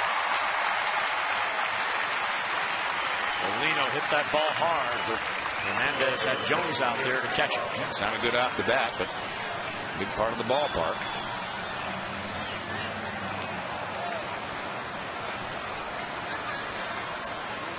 Juan Samuel getting advice from Luke Scott. Saying this feels pretty good. We have this kind of formula, put a few runs on the board, add on. Give yourself some breathing room, the pitcher some room to pitch. Chris Coughlin up now, 2 outs, none on. And that's what's starting to come around. The long ball certainly ain't been in series with the Marlins, even though they lost the first couple of games. You had the 3-run homer by Wieters, where they hadn't hit a 3-run home run in a long, long time. And they had 2 homers last night and another 3-run homer tonight. That'll be in the stands. Tatum over, runs out of room. It's compounded when you're down. But again, you get the better relievers. It's hard to hit homers often, but you get the other side of the bullpen. You can beat up on some people.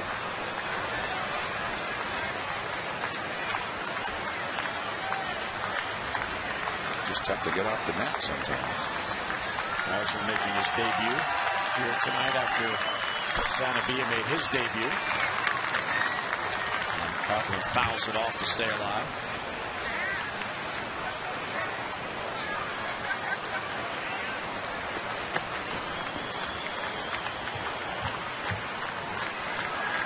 See, they have the long faces tonight. Yeah, they were looking for a sweep, looking to get back to 500. And they thought they got out of the gate pretty good. And Coughlin goes down on strikes, and David Hernandez has a 3-up, 3-down inning, middle of the 8th, and a 10-4 Oriole lead.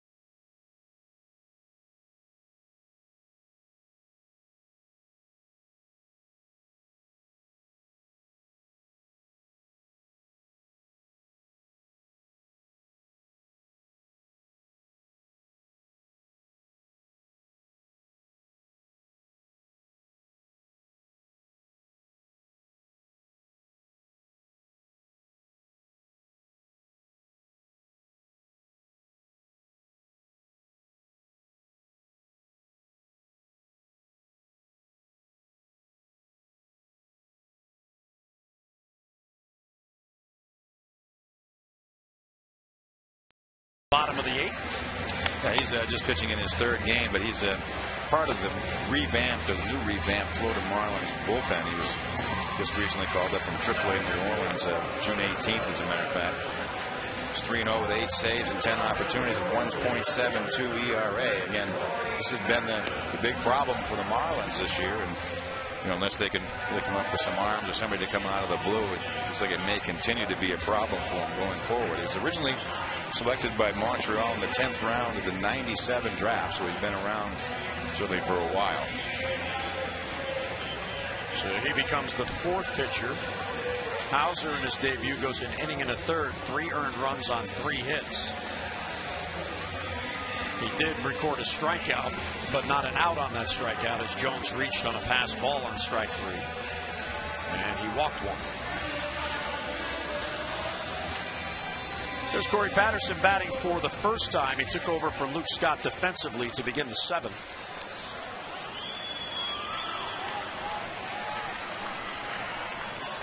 Corey is 2 out of 10 in this series.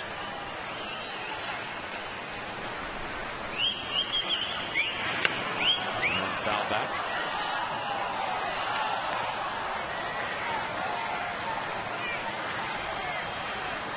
Corey's bat has cooled off over the last 6 games.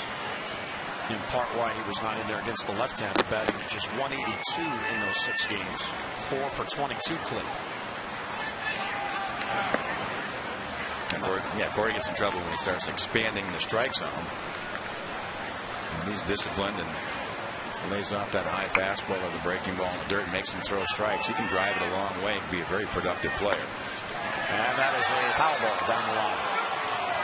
Over the past 6 games, 6 strikeouts during that time.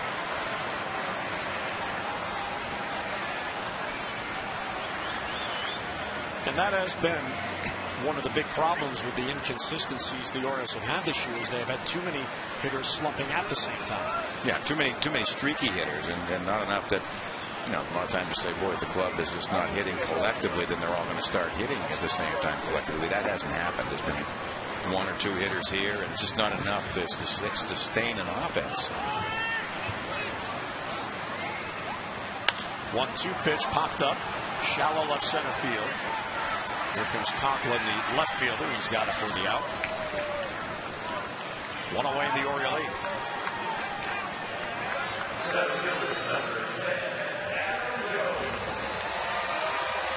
The Pirates have a lead at Texas tonight. The Rangers have been on fire. Pirates have lost, I believe it's 13 straight road games. Yeah, Texas pounded them yesterday. Texas has won 10 in a row. And they are now in first place in the West. Yeah, Josh Hamilton having a Hall of Fame month. He's hitting close to 500. Adam Jones swings through it on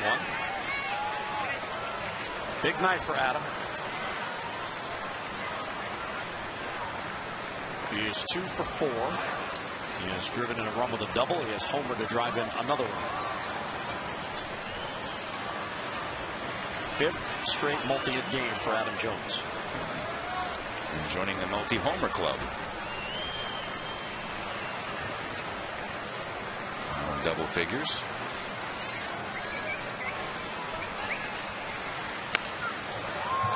Now back off the screen. Quickly gets ahead, no balls and 2 strikes.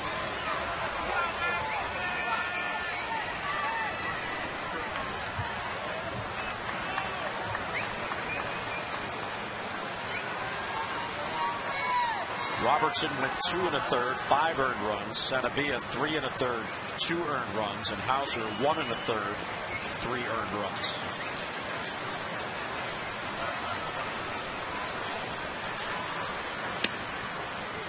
On the Orioles side, Millwood 5 innings, 4 earned runs. Birkin 2 innings, no runs. Hernandez 1 inning, no runs. I just think that 5th inning by Millwood was one interesting inning. And there's a base hit ripped to center field, and Adam Jones has a 3-hit night.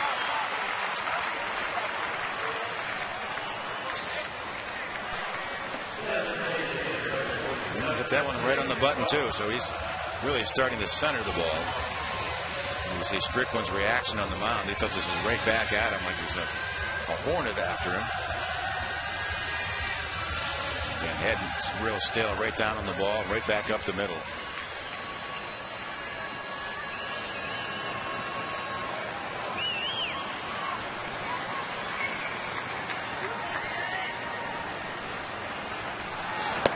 Here's Jake Fox getting another at bat.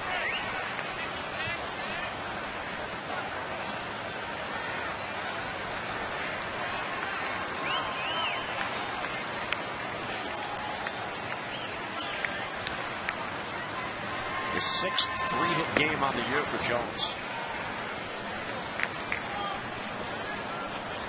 Fox picked up his first Oriole hit in the 5th inning, an infield hit. Shortstop Hanny Ramirez did a real nice job getting to the hole to grab it, but Fox was able to leg it out. He was 1 for 4 overall in the game. Can't catch up with that pitch that sails outside, 1-2.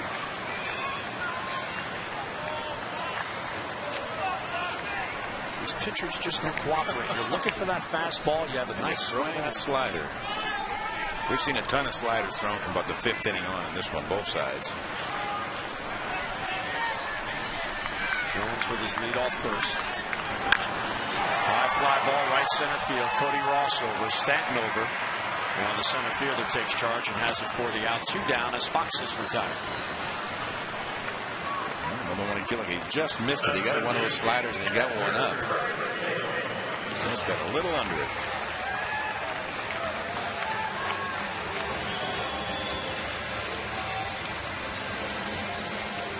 His first start, 5 at bats.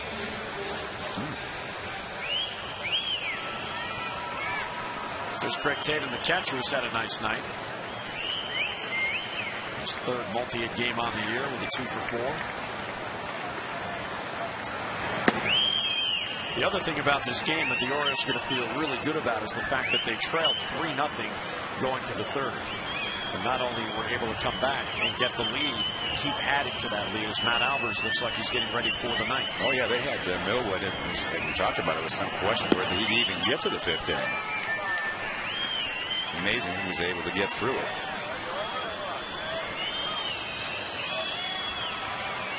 Yeah, I don't think you see as many pats in the back as he got for a 5-inning stint, maybe all year.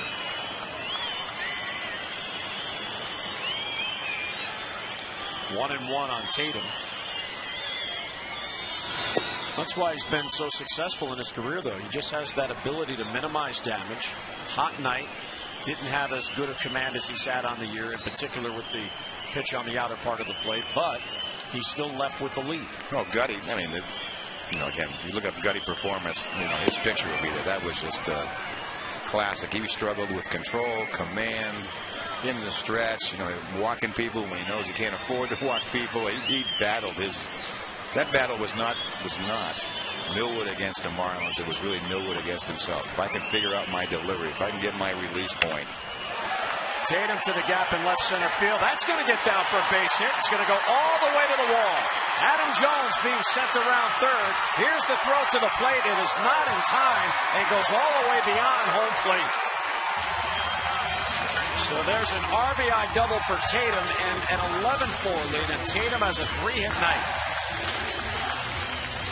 Again, he's really started the Oriole offense. They didn't have a hit in tonight's game, and now they have 17 on the board inside half of the plate. Puts the ball right on the button. Really called a nice game for a veteran pitcher in Kevin Millwood tonight, and has enjoyed it for the offensive part of it as well.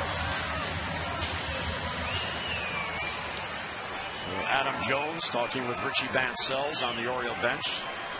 So he comes all the way around from first on a double, as Miguel Tejada did on the double in the 6th inning by Luke Scott. It's Torres now, and he takes a strike. So each of the Marlins pitchers, all 4, have allowed runs.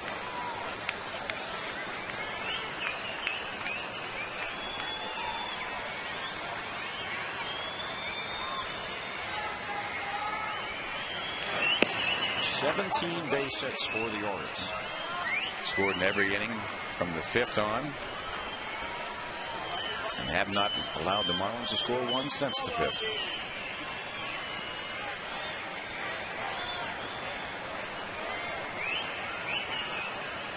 They had 17 base hits at Boston on April 24th. There's Torres to left field. Coughlin is there and grabs it for the final out. Orioles score a run on a couple of hits in strand one. We're heading to the 9th. 11-4 Birds.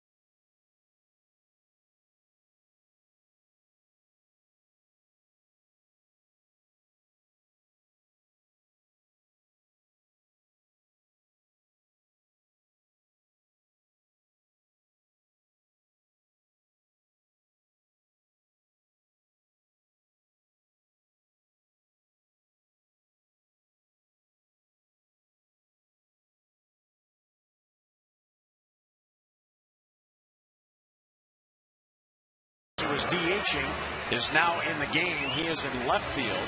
That pushes Corey Patterson from left field to center field. New first baseman as well. Scott Moore replaces Ty Wigginton. And a new pitcher, Mike. Here's Matt Albers to work the 9th inning. Yeah, Matt Albers, who pitched in the 9th inning of the first game of the series, that 10-4 loss to the Marlins, allowed 3 consecutive hits on that. All those runs scored and were charged to Matt when Frank Mata came in. But on the year, 31 2/3, 35 hits, walk and strikeouts, dead even at 18. And again, it's kind of sink or swim. When he's on top of that sinker, he can be very effective, and when he gets under it and it comes up, he can have a hard time. So Scott Moore will go into the spot in the batting order vacated by Adam Jones. Home plate umpire Kerwin Danley. He had to write all those changes on his scorecard, so a slight delay to begin the 9th inning. He wanted to make sure, in particular, because the Orioles have now given up their DH. So technically, Albers goes into a spot in the batting order as well. He's asked that. He's had to ask the new Marlins manager a couple times the names of the players that were going in so he could identify them. And there's a strike. So somebody is in Wigginton's spot cleanup, and it's either Moore or Albers, and the other Moore or Albers is in the number 6 spot. But with 3 outs, the game will end, and it won't matter. Well, I was going to say that if it comes to that, we're worrying about that. We're going to be here for a while. Yes. 1-1 the count on Gabby Sanchez. Or maybe you'll be here for a while because I couldn't watch that happen. I couldn't take it.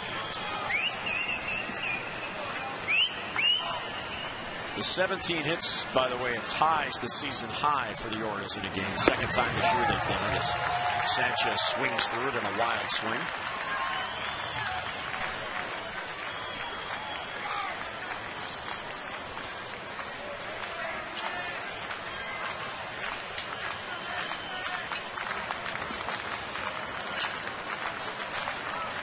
One and 2 the count on Sanchez.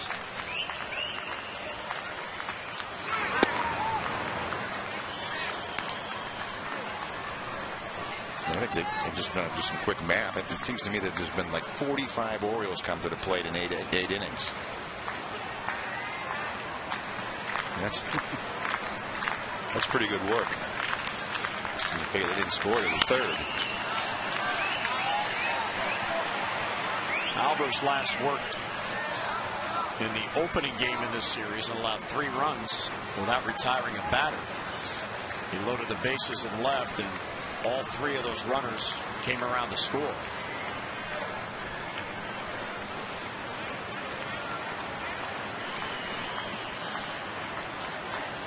Well, when they got the 17 hits against the Red Sox April 24th, that was a road game, so they got 9 at-bats.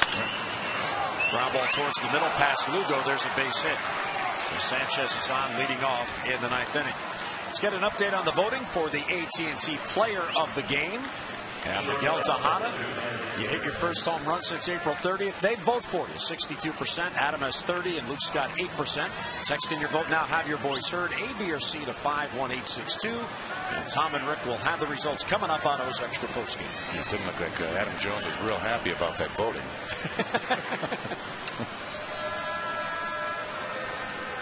He's going to run and get his cell phone. Yeah, running there. Hanley Ramirez now.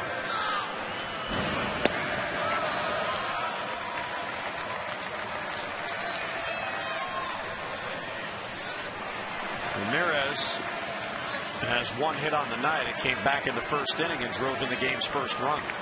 1 for 3 officially. He's also walked.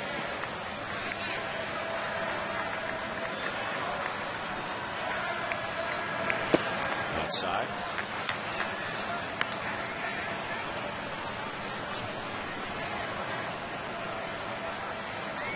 So Kevin Millwood is 3 outs away from his second win and his second consecutive win.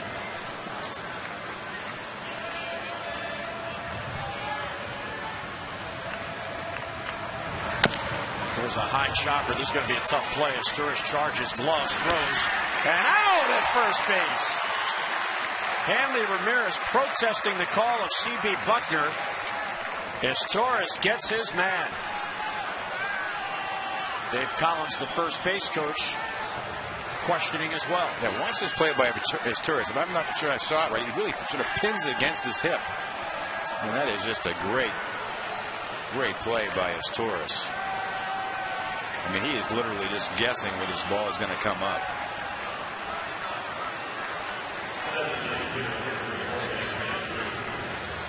Watch this play again. It's do or die.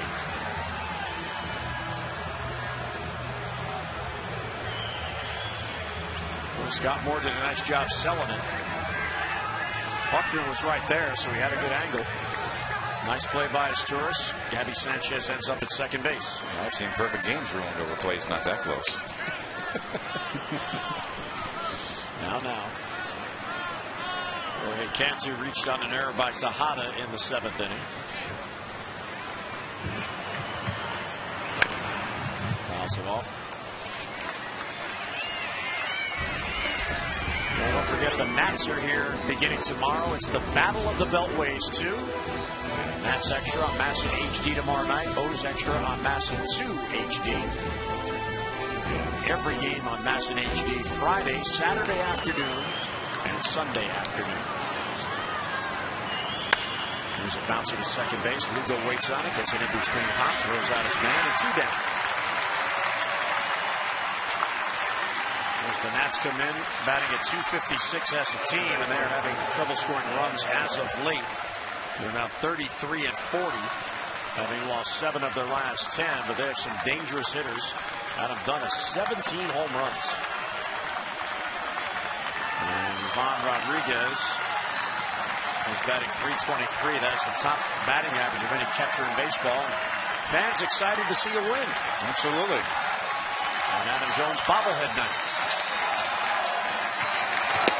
You know, we should have known Adam was going to have a big game. Your bobblehead night, you have a big game to support the fact that they thought enough of you to give you a bobblehead. Right.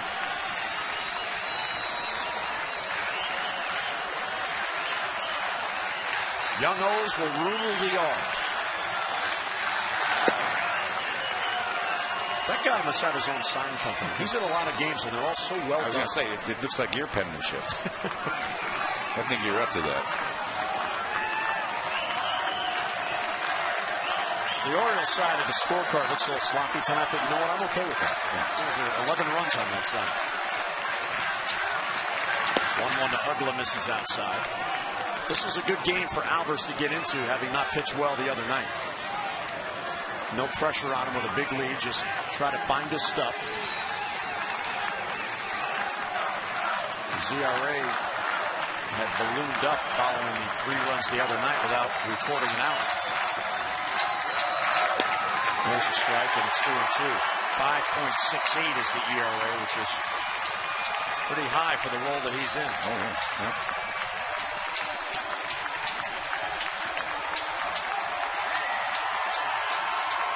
Fans want to see a win. 15,397 to pay attendance tonight. Outside, ball 3. The count goes full.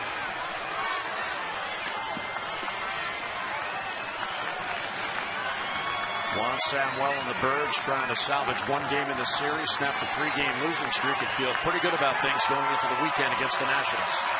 Well, something to build off of, certainly on the offensive side and also on the defensive side.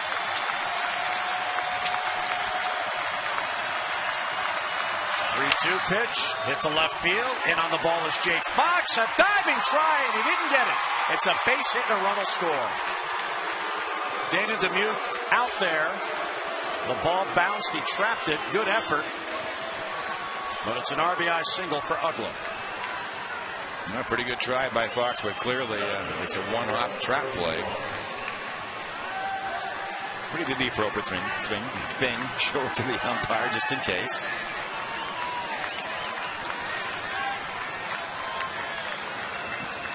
So Gabby Sanchez scores. That makes it 11-5. So Albers is touched up for a run. Ugla takes off. They let him have it. It will not be a stolen base.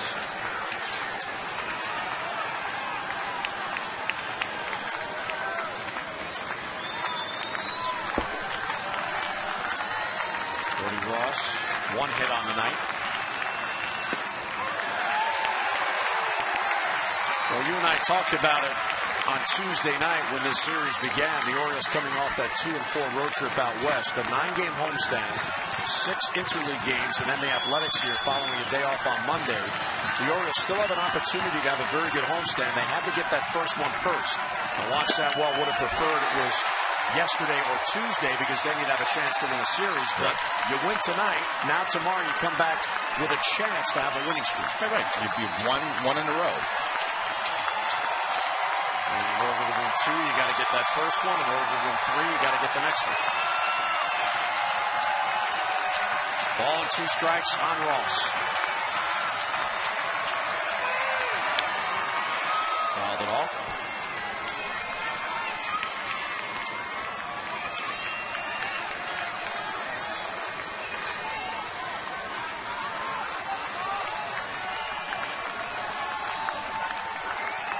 Patiently waiting for the final out.